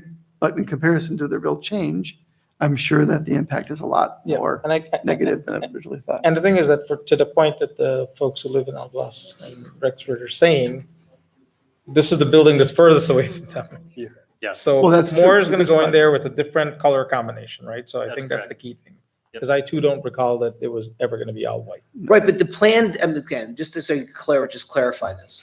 The plan called for taking down the trees that were taken down that have been referenced here tonight. So there's a lot of, I'm not going to speak on behalf of what was actually done in comparison, but there weren't a lot of large trees. Okay. And there was a lot of just growth that probably did a wonderful job shielding that none of us really thought of as Gotcha. Okay, so they were growth not worth keeping. Well, I mean, even so, it's growth that is not. It's not there now. Keep, right? No. But that went beyond what that. Did they have to get? Should they have actually gotten approval from us in order to take that down? Yeah, so we went through the permitting and seeker process for both the development and the park, right? The park was really a community give back, and there was a lot of things that we had to design around because of the location of those aqueduct blocks. So the forestry report and arborist report that we got actually showed that a lot of the trees down there were wind damaged and were overgrown with invasive species. Right. The one thing I can say is, outside of being a developer, we're a very large highway and site work outfit. We deal with these things all the time where we're in the worst part of the job right now for neighbors, right? We are in the dirt work phase. The final restoration and plannings are not done yet. And I think a lot of these things, with hearing their concerns and us not really finalizing a full landscape plan yet, we can address as many as we can. And I think once they see end state, I can promise you it's not going to look like it does right now, where it is kind of a wasteland. a lot of the time, those trees have to come down in order for construction to take place with grade changes, drainage runs. For instance, the park accessing the aqueduct blocks and taking these historical blocks and putting them to use to make a beautiful park that will have plenty of trees. And we're working with Laura on adding more come the fall planting season. So the first speaker mentioned a concern that the buffer wouldn't be wide enough to put mature plantings there. Is that an accurate statement, or can you put mature plantings to shield visually from outbursts? I think they are correct when it comes to the situation directly behind the buildings, right? But when it comes to the light pollution that they were bringing up on the parking lots that are on the side of the buildings, I do not see why there's not a reason, because the parking lots don't extend as far as the buildings, to be able to plant some buffers there to block headlights, et cetera. Across the river. From across. From across the river. So, you know, the lightings as well. So we originally, I believe, had 125 lights on our lighting design at a very tall height. We've since worked with Laura and reduced that light design to 75 lights with a height of only 13 feet, which you're starting to get into vertical clearance standards with like cars and making sure you have your foot candles illuminating the road safely. So we're working the best we can within, you know, safety guidelines and design standards. Just for the sake of understanding the lay of the land, there is a power line run to the west. You're correct. And does that kind of delineate the park, the Aqueduct Park Greenland from the development? No. So that's I guess would be the western border of the development in the park. Yeah. Right. The leading connection from Mohawk Hudson Bike Trail to the park follows that power line easement, connects it. Well, the power runs across the river, so it's perpendicular to the bikeway. That's correct. Yep. But I just didn't think there was any clearing to the west of those power lines. There isn't. There isn't any done. So there was none done. And on some of the maps, it shows Aqueduct Park being to the west of those power lines. Right, and that I think is maybe a different development or some other type of plan, but it's not our development. Yeah, I mean, on this development, the park is running along the water, right? Well, there's an Aqueduct Park Yeah. that is I think designated. there's a developer, you know, next door that Yeah, understood. that you Yeah. folks were looking at extending that park, but it's Right. it's not. So again, I think we have an opportunity here to, we've heard some concerns we haven't heard before. Granted, directly behind the buildings, there does seem to be a bit of challenge for planting anything mature, but what are you thinking about? And I do recall, I'm glad you said it, that we actually didn't ever see or approve a final landscaping plan, right? That still has to happen. So we submitted one at the time, and what I had since talked with Laura about is developing another one, right? So no different than the design on our buildings with trying to create a varying architectural look across the development. A lot of the times developers will come in and will do the same landscape design around the footprint of the building. We're working on two separate variations, right? We're accepting comments as your folks' comments to work through them together. And with that, we can kind of amend those building landscape designs to add some other, what I would call the main site landscape design, which would address some of these screening trees, et cetera, to both the bike trail and, you know, any headlight concerns with LPAWS.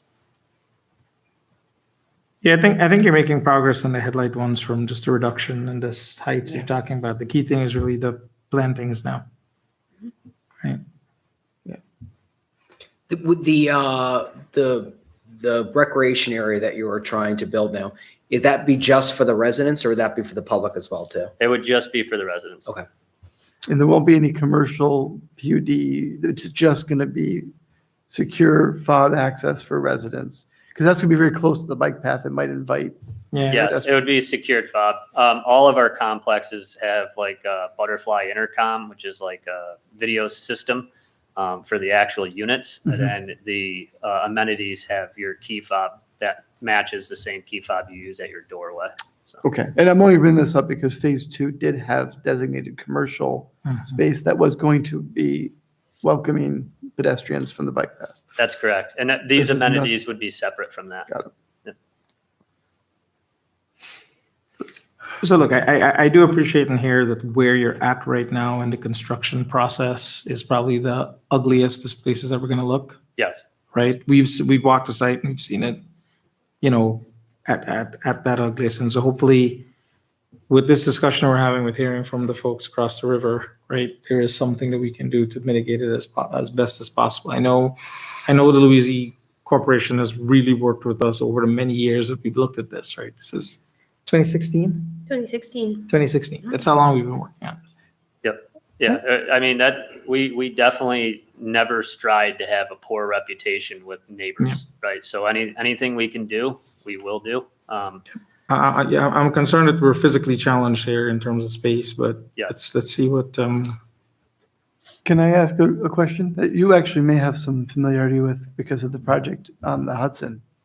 But I know that there were some discussions about the loss of habitat, right? And you can't replace what was there, but aren't there some techniques that structures can be built for nesting bald eagles or inviting alternatives at a certain altitude or height that you guys may have had something to do with in another project that you could draw So from? actually, specifically on this project, and I'd have to look back, but there was a bald eagle study done for the park to ensure that there was no nesting there, right? So when I say we went through the seeker process, environmentals, SHPO, we went through all the necessary agencies, and we did do those studies to ensure that nothing was being impacted. So those bald eagle studies were completed during design phase. Yeah, but my question was more, is there something that you may have experience with that you could do proactively to encourage perhaps more nesting of bald eagles in this I area? can't speak completely to something right off the top of my head, but there is a federal guideline that we've used on some of our projects in the Green Island, Troy area Right. that I could refer to, and I'm sure there's Something to look at, maybe that would be a community positive. Again, given the research that you did, there wasn't necessarily anything there, but maybe we could do something to encourage that habitat to. And that's definitely something we could look into. Great. Although I guess my other flip side of this is, was there ever any, I just want to understand the logistics of this. Was there approval needed to take down even in sort of their scrubby state? Did that need to have approval from the town in order to actually take that down? It was part of our site plan approval. That was actually this removal, this scrub was actually part of the site? There's sort of two, like our site plan did show some improvements to the park. The clearing, in order to take the blocks down, they took down, it was hard to get in there and get the blocks down. So they definitely took down more trees than we had originally thought that they would have to take down. But they're mitigating it by planting, I think, double back what they had originally thought that they were going to plant.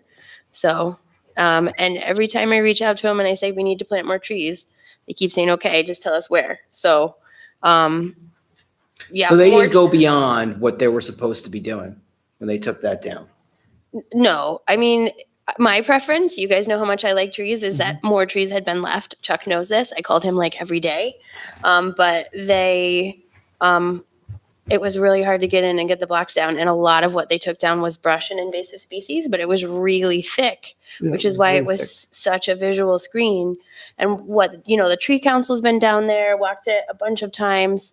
One of the things that we had identified was because it was so thick with vines and overgrown with invasive species, it was honeysuckle, buckthorn, wild grape, is that we really wanted to replace the habitat with a much more diverse, like native habitat. So his landscaper's lovely human being, but he submitted a plan that had not as many natives as we wanted. And so, we had gotten a letter from Outlaws.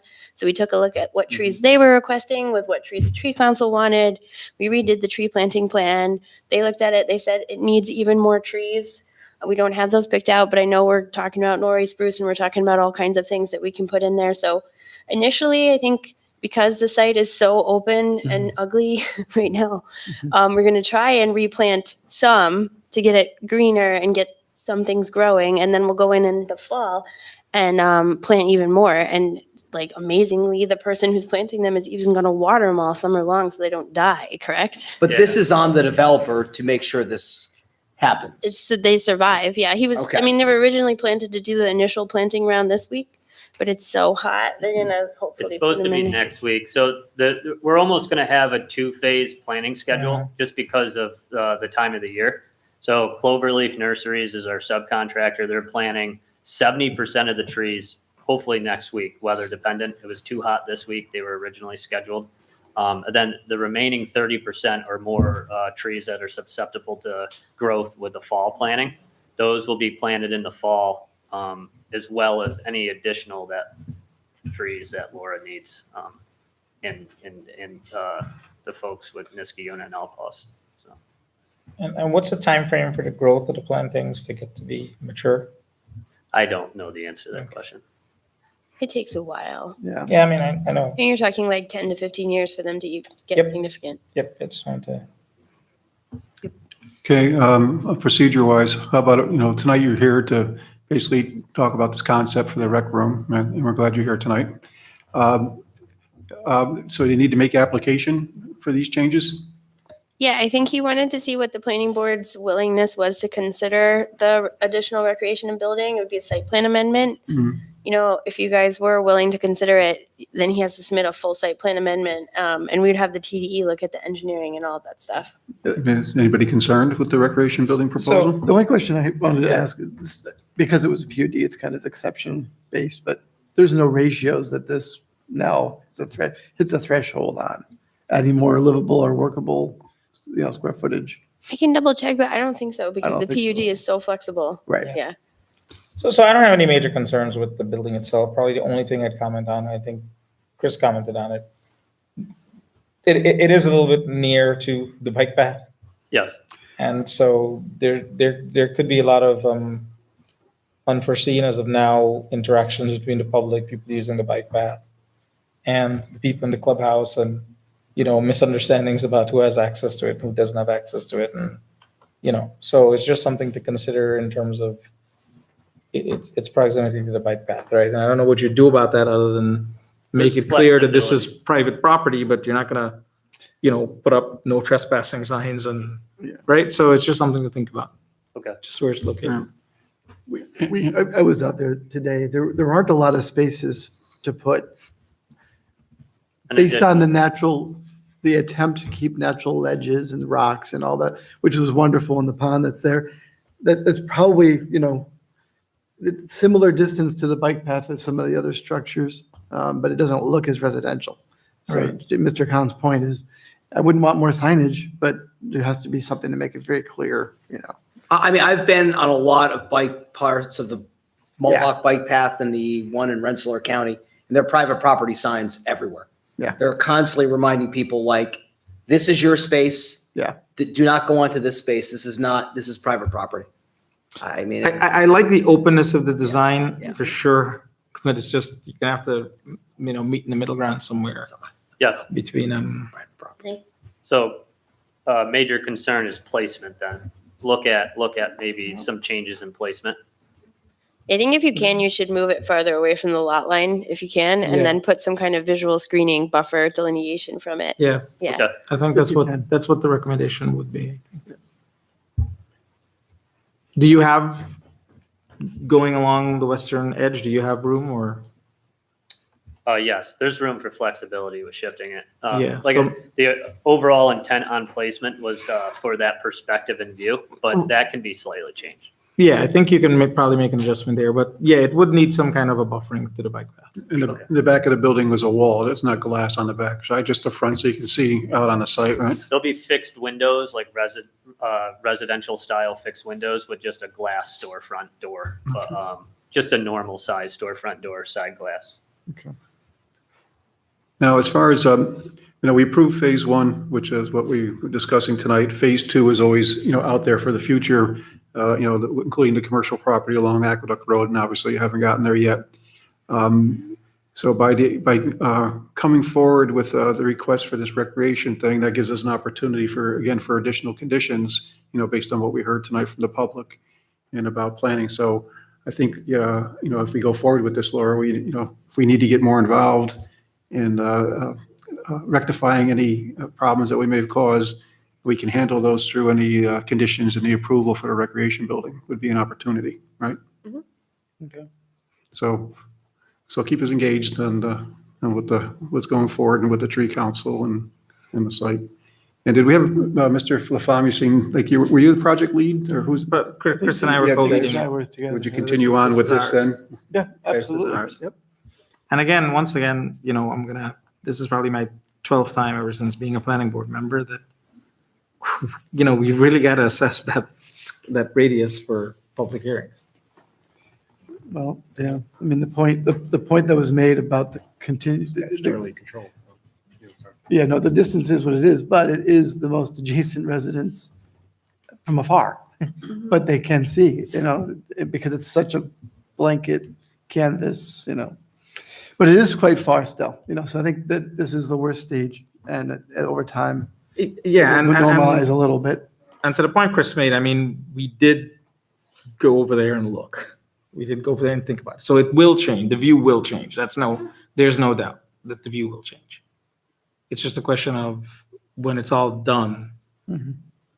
it is supposed to look as that it's supposed to have a minimal impact on the fact that there's now a set of buildings there where there was just all green before. Yes. What was a junkyard? Right. What was a junkyard? Well, yeah, but that's the thing. It's not the junkyard. It was actually the overgrowth. I've actually had a personal experience with this on some other properties, right? You have overgrowth, which you could never have survive and never leave. You go out there and you remove it, and all of a sudden, You have erosion issues. your neighbors are in your backyard, right? That's a common thing in this. Yep. Yeah, and it's the landowner's right to do that sort of clearing and such. Especially with that kind of overgrowth. We did go outside often, and we talked about the trees and the tree council, and we were kind of always upset that we would lose this tree or that tree, but there were good reasons as we went through this, even though none of us wanted it to happen. I distinctly remember that being a topic. Yeah, and that's why we're trying so hard with the replanting plan. Yeah. Okay, so I guess what I'm hearing is, make application and we'll review. Awesome. Yeah. Thank you, everyone. All right, any other questions for the applicant? No? Okay, no, thank you. I'm glad you're here tonight. Thank you. Laura, are you in contact with the folks from Alplus and Rexford folks? Okay, so you can have a conversational feedback on just how things are progressing. That's good. Yeah, Thanks. and what's also good is that, town does a good job of posting all the packets. We're all done with privilege of the floor. We won't be able to interact. We can talk later if you'd like, or you can call the planning office if you don't mind, all right? But all the information is always posted, so you're, able to go to the town website and see what's on our agenda or on the town board agenda.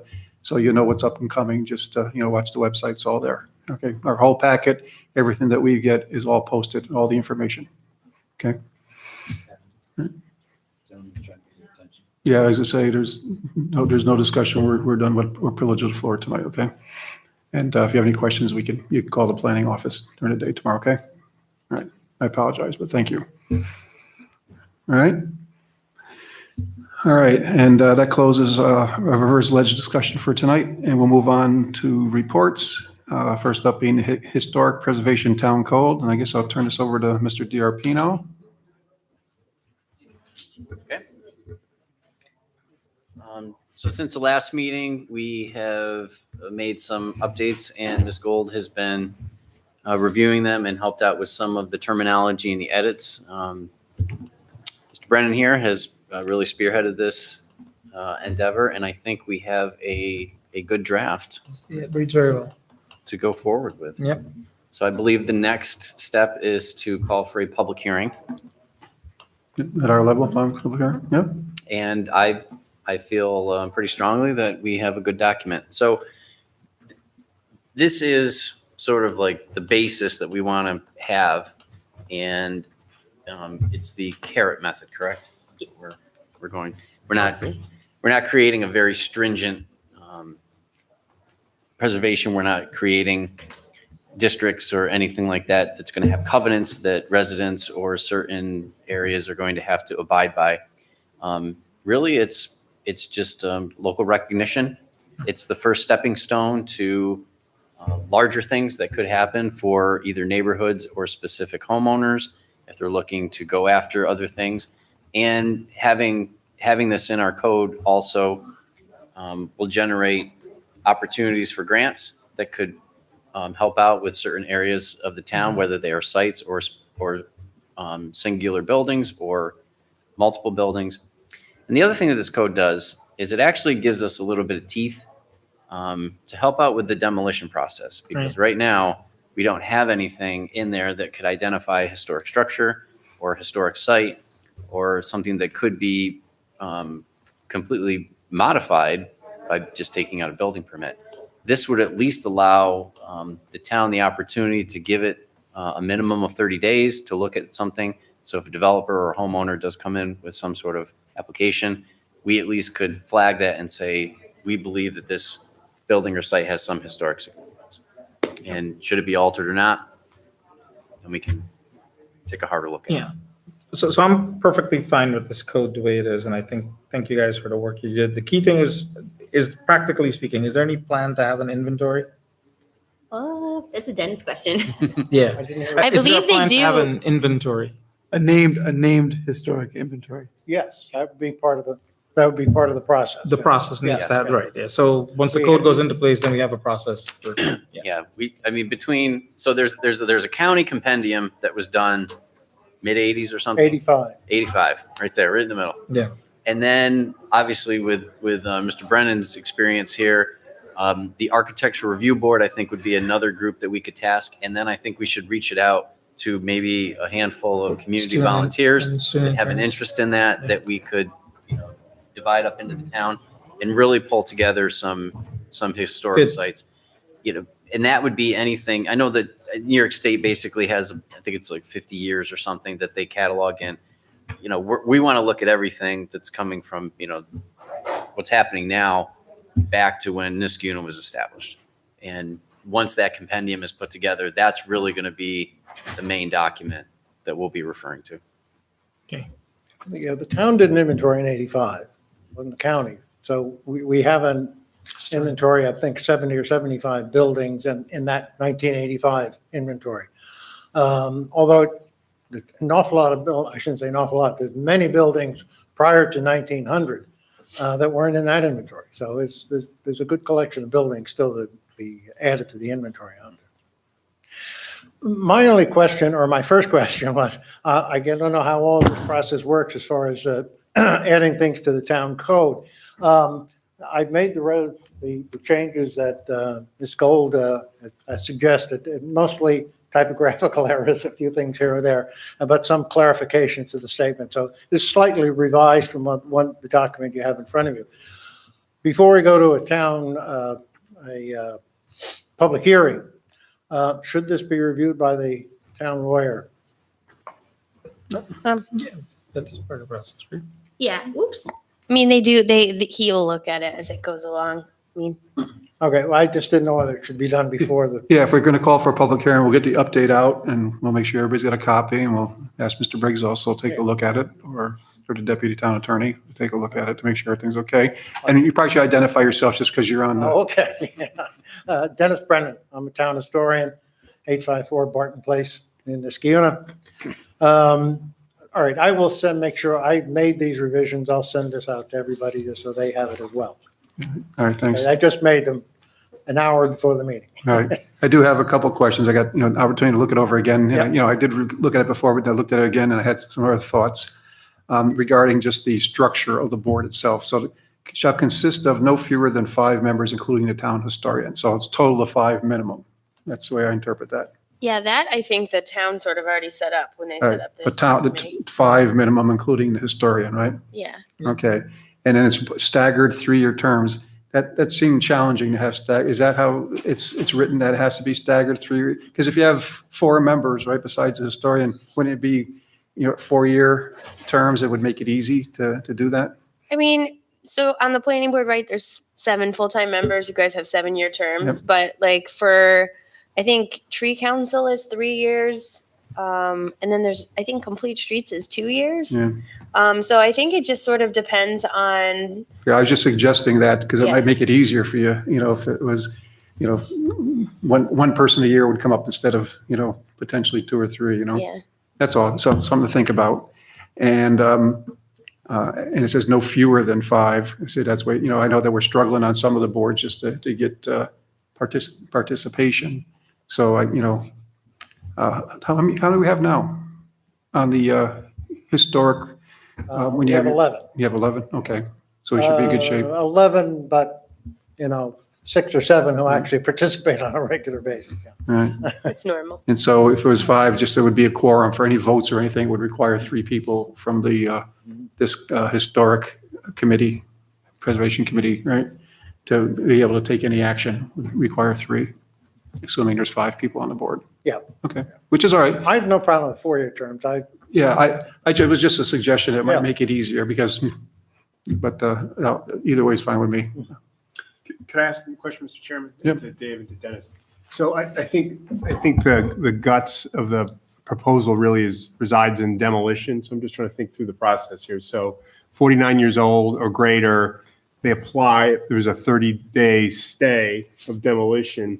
If it's deemed to be significant, then what? There's something like incomplete, there's a gap here. I guess there's only so far you can go. I guess that's, Then you reach out to the developer and try and convince him not to take so it it's a down. persuasive, that's the carrot. What can you do?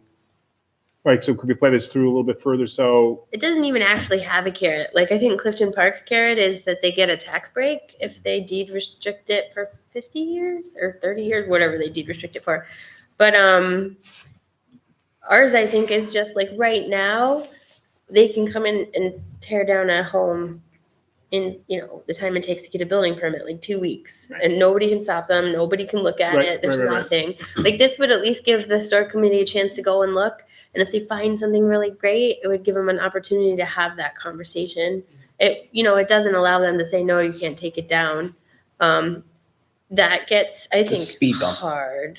Yeah, I mean, just with, it's a taking, it would be problematic. it's So, hard. so the issue here is it's a temporary, so somebody comes in, wants to take down a Paul Schaefer house, a tear down, and then you're going to say, whoa. yeah, like hopefully Play this you through. know that was a Paul Schaefer house. Do you see this beautiful hearth? Like, do you know Okay. what this is worth? Like, if you were going to sell it, like hopefully, just having that conversation with them might Yep. be able to convince them that it'd be better to just keep it and reinvest. I actually think that worked with Joel Bezoin. Like, he wanted to take that house down.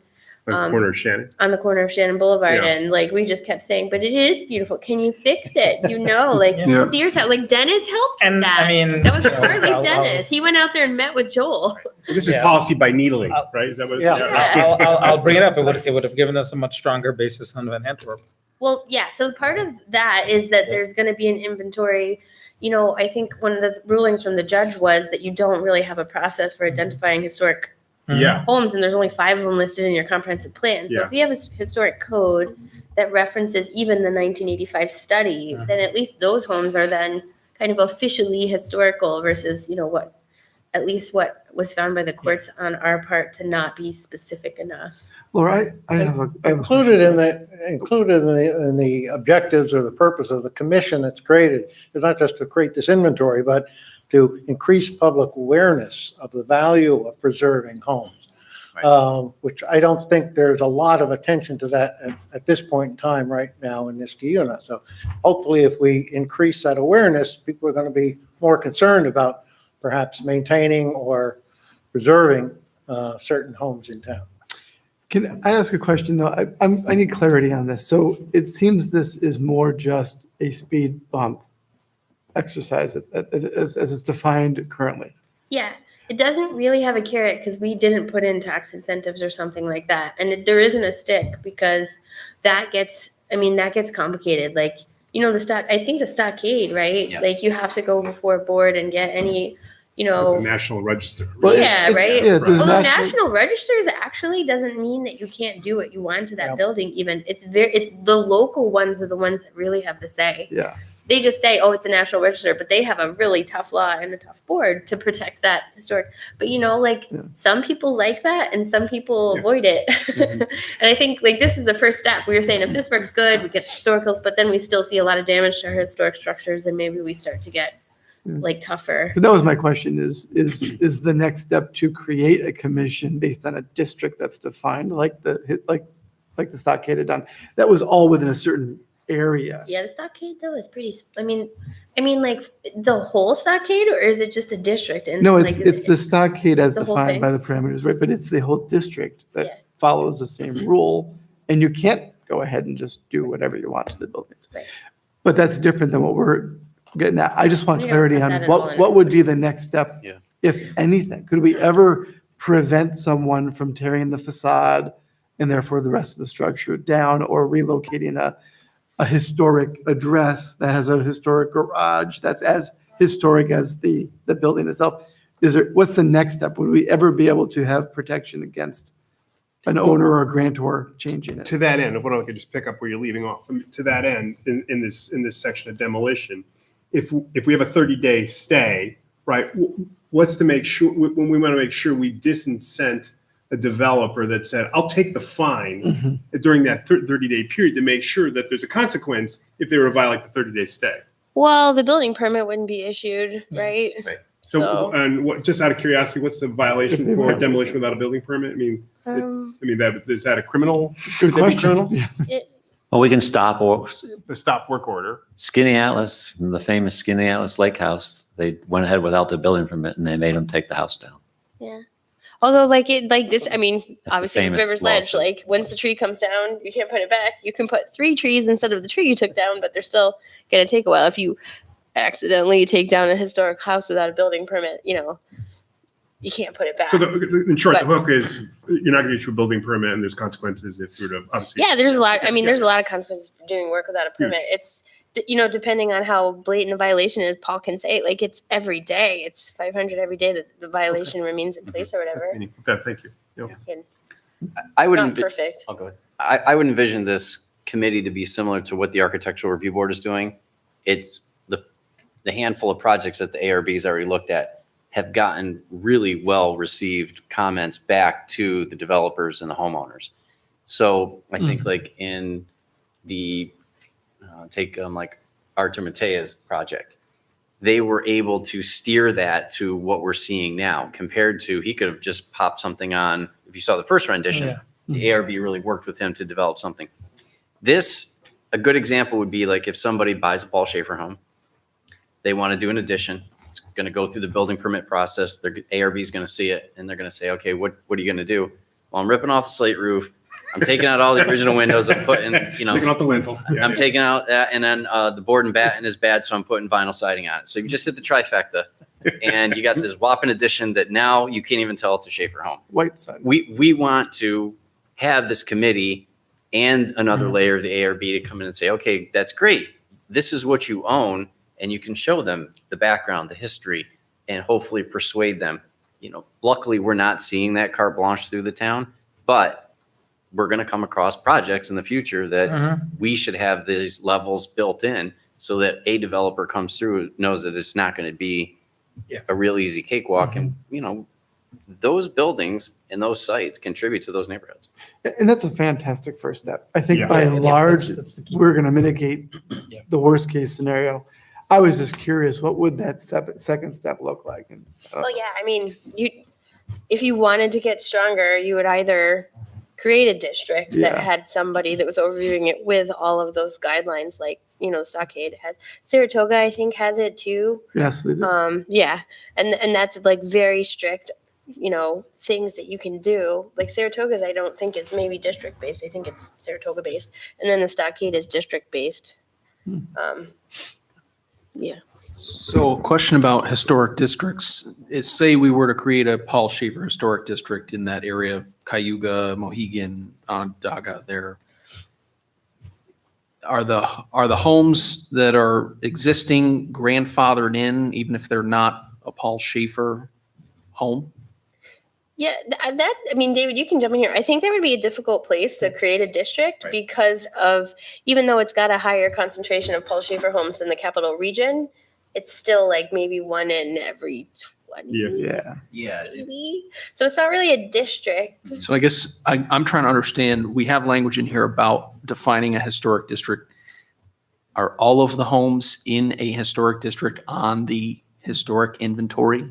If they're 49 years old. greater. Do they have to be on the inventory if No. you're in an historic district? No. Okay. I think in Niskayuna, the ideal example might be Old Niskayuna, Yeah, that's what the Grand Boulevard area, and the original homes that were part of the Grand Boulevard area from back in 1909, 1910, or 11, or whatever. That group of homes might be part of a historic district, even though some of the homes maybe were built in 1940. But the district itself is historic because of the connection to the Grand Boulevard Association and all that it meant towards the growth of the residential nature of Niskayuna. That makes sense. So then, therefore, all of the homes that fall in that district then would be under some protection of this code as it. Awareness. They'd just be part of a district. Yeah, Just be there's- part of it. It's just recognition. Historic district, just Okay. recognition of being in this historic district. Yeah. So I have the ugliest building in the stockade, And it's unfortunately it's preserved by the same. and it was district. it was built in the 60s, and it's a Fibes and Schmidt building, sort of similar to Dr. Schwartz's dentist building down in the stockade. And they took down a brownstone to build it.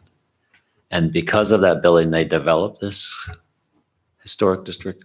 But even with my building, they dictated what color sidewalk cement could be, what kind of signage I could put up on it, even on a 60s building among all those beautiful 1700 and 1800 buildings. But it is the ugliest building down there.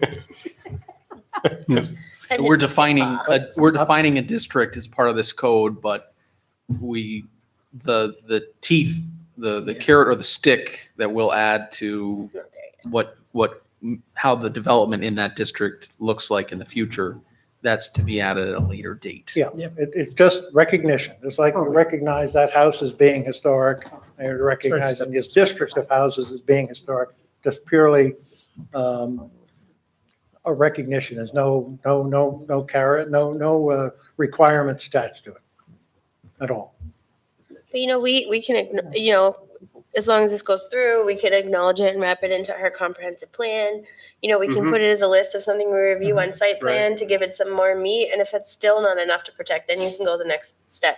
Sure. I'm just not sure like the town board and the residents are ready for that next step here. I'm not saying that we Yeah. should do that. That's a at big, all. that's a big leap. It's a big step. Yeah.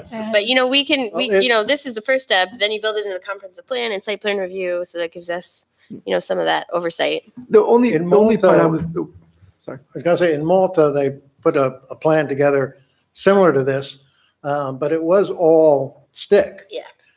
In which they said, we're going to declare your home a historic house. But I'll tell you. But it was up to the town board to approve that. And consequently, town board doesn't approve any of them because they're not going to force a homeowner to take that designation. Yeah, no, I mean, every time I go to Malta, I always say, I got to have respect for that planning board. I mean, where else will you find a gray McDonald's? All right. But the problem with going gun-ho on historic preservation is that it can amount to a taking. Yeah. And people take their property rights very seriously.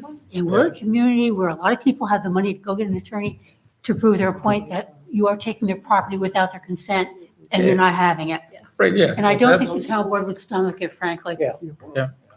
I don't think we. All right, so did I hear we're calling for a public hearing? Anybody opposed to having a public hearing? I do have one other comment, because if we're going to have a public hearing, it states that, if there is a historic district identified, there would be signage. It also states if somebody wants to be on the register, they would get a plaque. Have we talked or thought about funding and the things that go along with that? I hate to be a spoil sport, but, A little, paid for by like, the we've got a resident. little more funding. here. I'm just saying, so that's the answer, the I think resident would pay for it?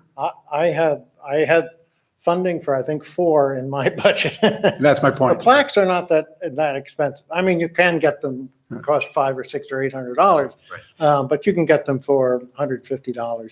Nice plaques. Should we incorporate that into the wording, just something that would be eligible for a plaque? Yeah. At the owner's expense? Yeah, because when I read it, So that it way- sounded like each building structure will receive a plaque,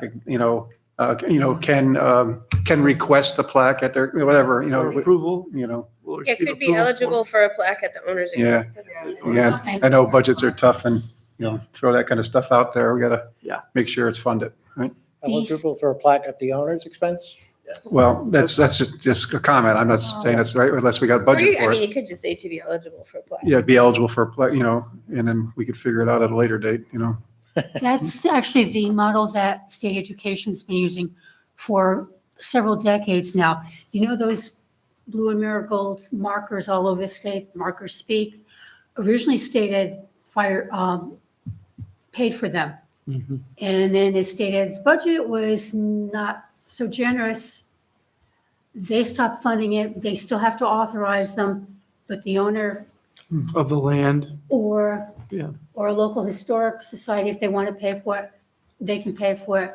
But to use that official marker, you have to have state ed's permission. So we're granting the permission or the approval of. Yeah, we would have the design of the plaque, and if somebody wanted one at their expense, it would just be a standard design, right? Recognize it. Yes. Okay, then. All right, so we'll have a public hearing at the, July 12th meeting, Laura? Is that the one? Look, They had it. We had talked Yes. about, is it the 12th or is it later? It's the 12th. It was the 12th. And could I ask, because I had raised a couple of issues, and one was whether there was some entity besides the building department that could declare property beyond redemption. I thought the county health department could. At one They time, the can town could. they can declare a building uninhabitable based upon the interior contents. I'm not sure though that they have the structural jurisdiction. I'm not sure. I think when the town when the town had the authority before they gave it over to the county, I believe the town could actually condemn the property.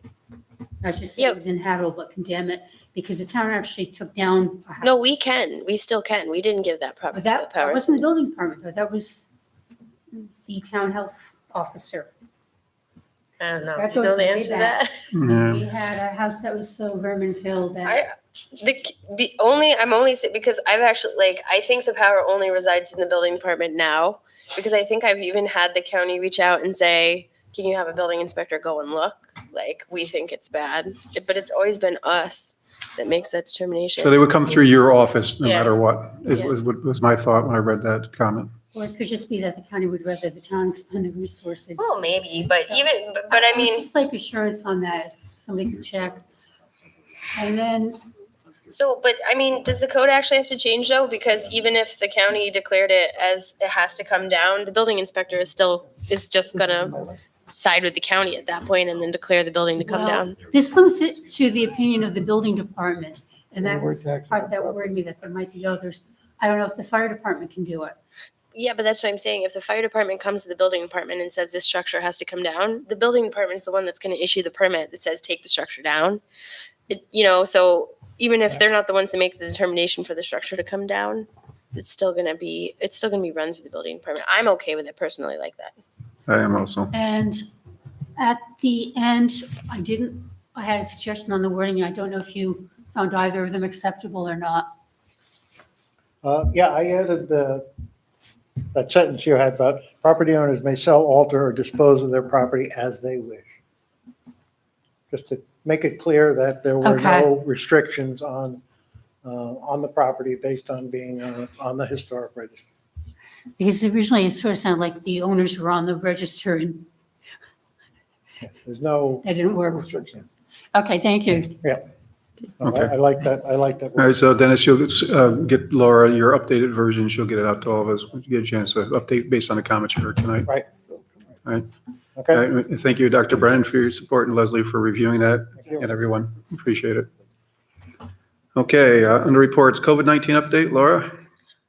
Just left that on there because just for feedback, I mean, it seemed okay with me to have my laptop and not do the paper packet. Seems okay. It seems okay. Yeah. Yeah, I guess Seth and I are going to figure out where to put that screen so that it's not blocking. He just had a very short cord because he was using stuff from his own home to make this meeting Wow. work. And Can we it put seems something- like there's a lag, right? So there's a couple things we have to work on, but generally speaking, I thought the screen share went that's well. fine. The lag seems to be something that's. So we'll have to work on the lag. Clark, how is the sound and viewing the meeting from your house? It's great from this end. And I never had a lag with the other video conferences, so we'll have to figure that out. It's something specific to this room. Yeah, but see, it's almost like he doesn't have the lag now. Yeah, maybe it's just bandwidth or something going on when, Yeah. you know, at a given point in time, you know? Because the applicant, it seemed to go well with the applicant from Target, you know, That seemed fine too. you know, Hey, but yeah. Clark, follow after me. I'm going to count to 4, then you count after that. 1, 2, 3, 4. 1, 2, 3. It doesn't Yeah, have it's a much lag better. before. No, Yeah. so it could have just been a network thing. It could have been, yeah. Yeah. It could be the other applicant that was on. I know, because he didn't have a lag when we started, and he sounded better when he started. It might be, yeah, that was the other, the Target applicant jumped on. It might have messed everything up a little bit. Maybe. But generally speaking, I feel like it went pretty good, and we're going to try it again at the zoning board. But if you guys have thoughts, obviously we need to put that somewhere.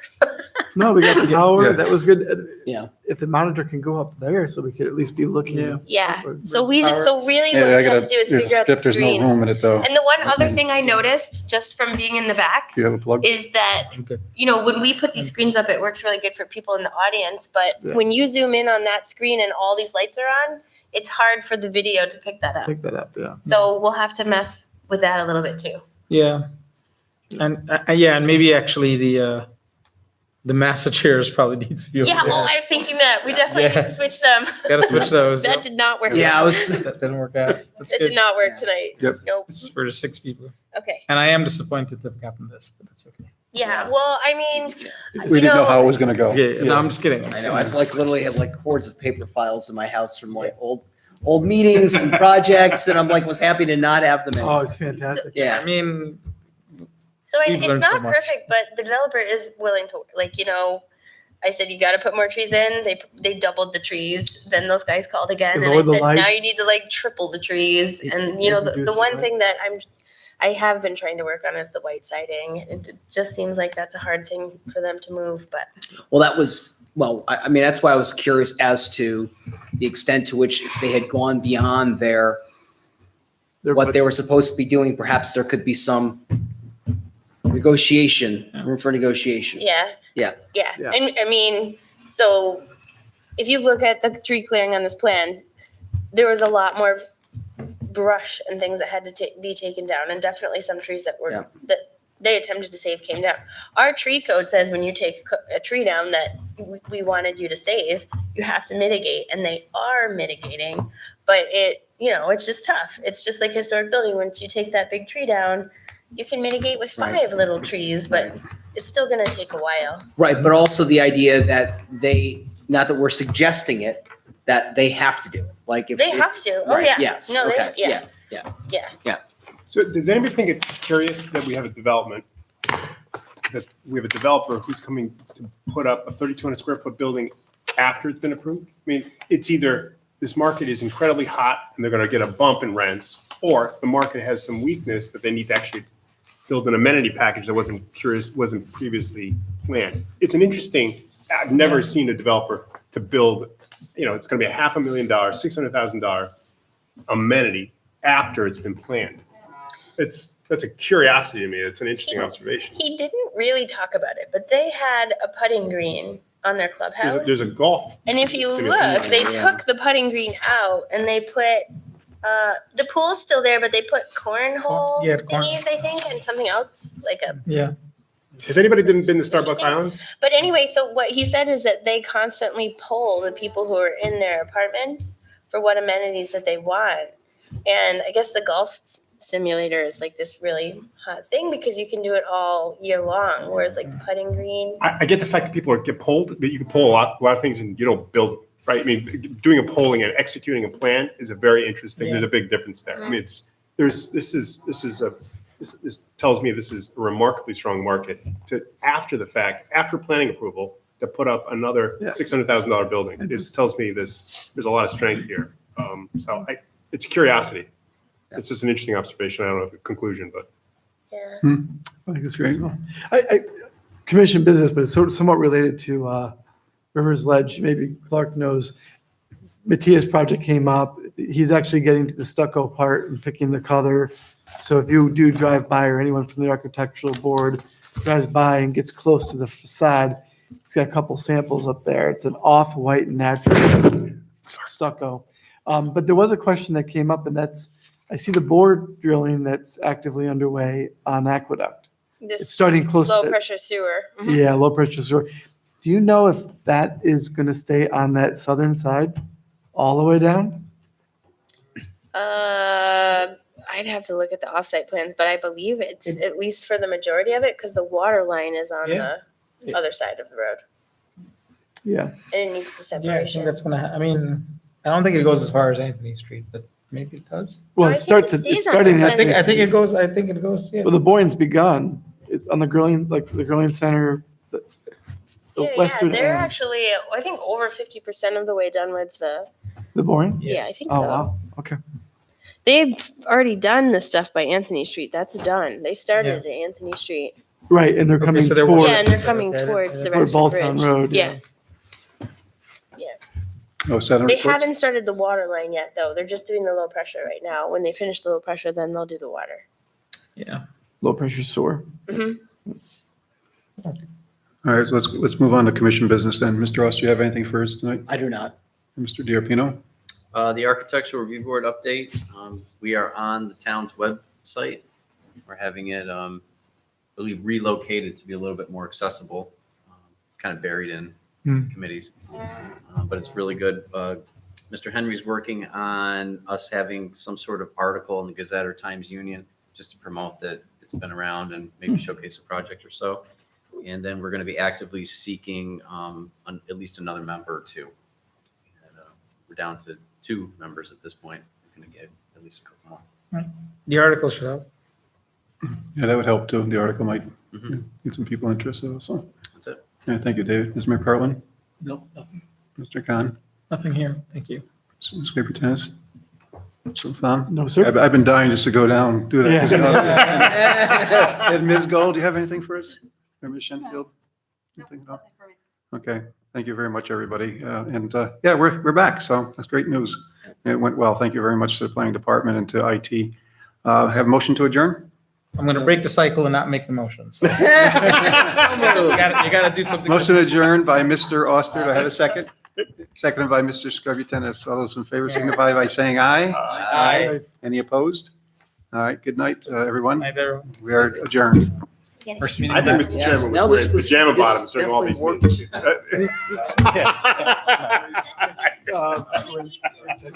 I do that. Keep my hands on the first time I Good to see you. had. That wasn't a water bottle either.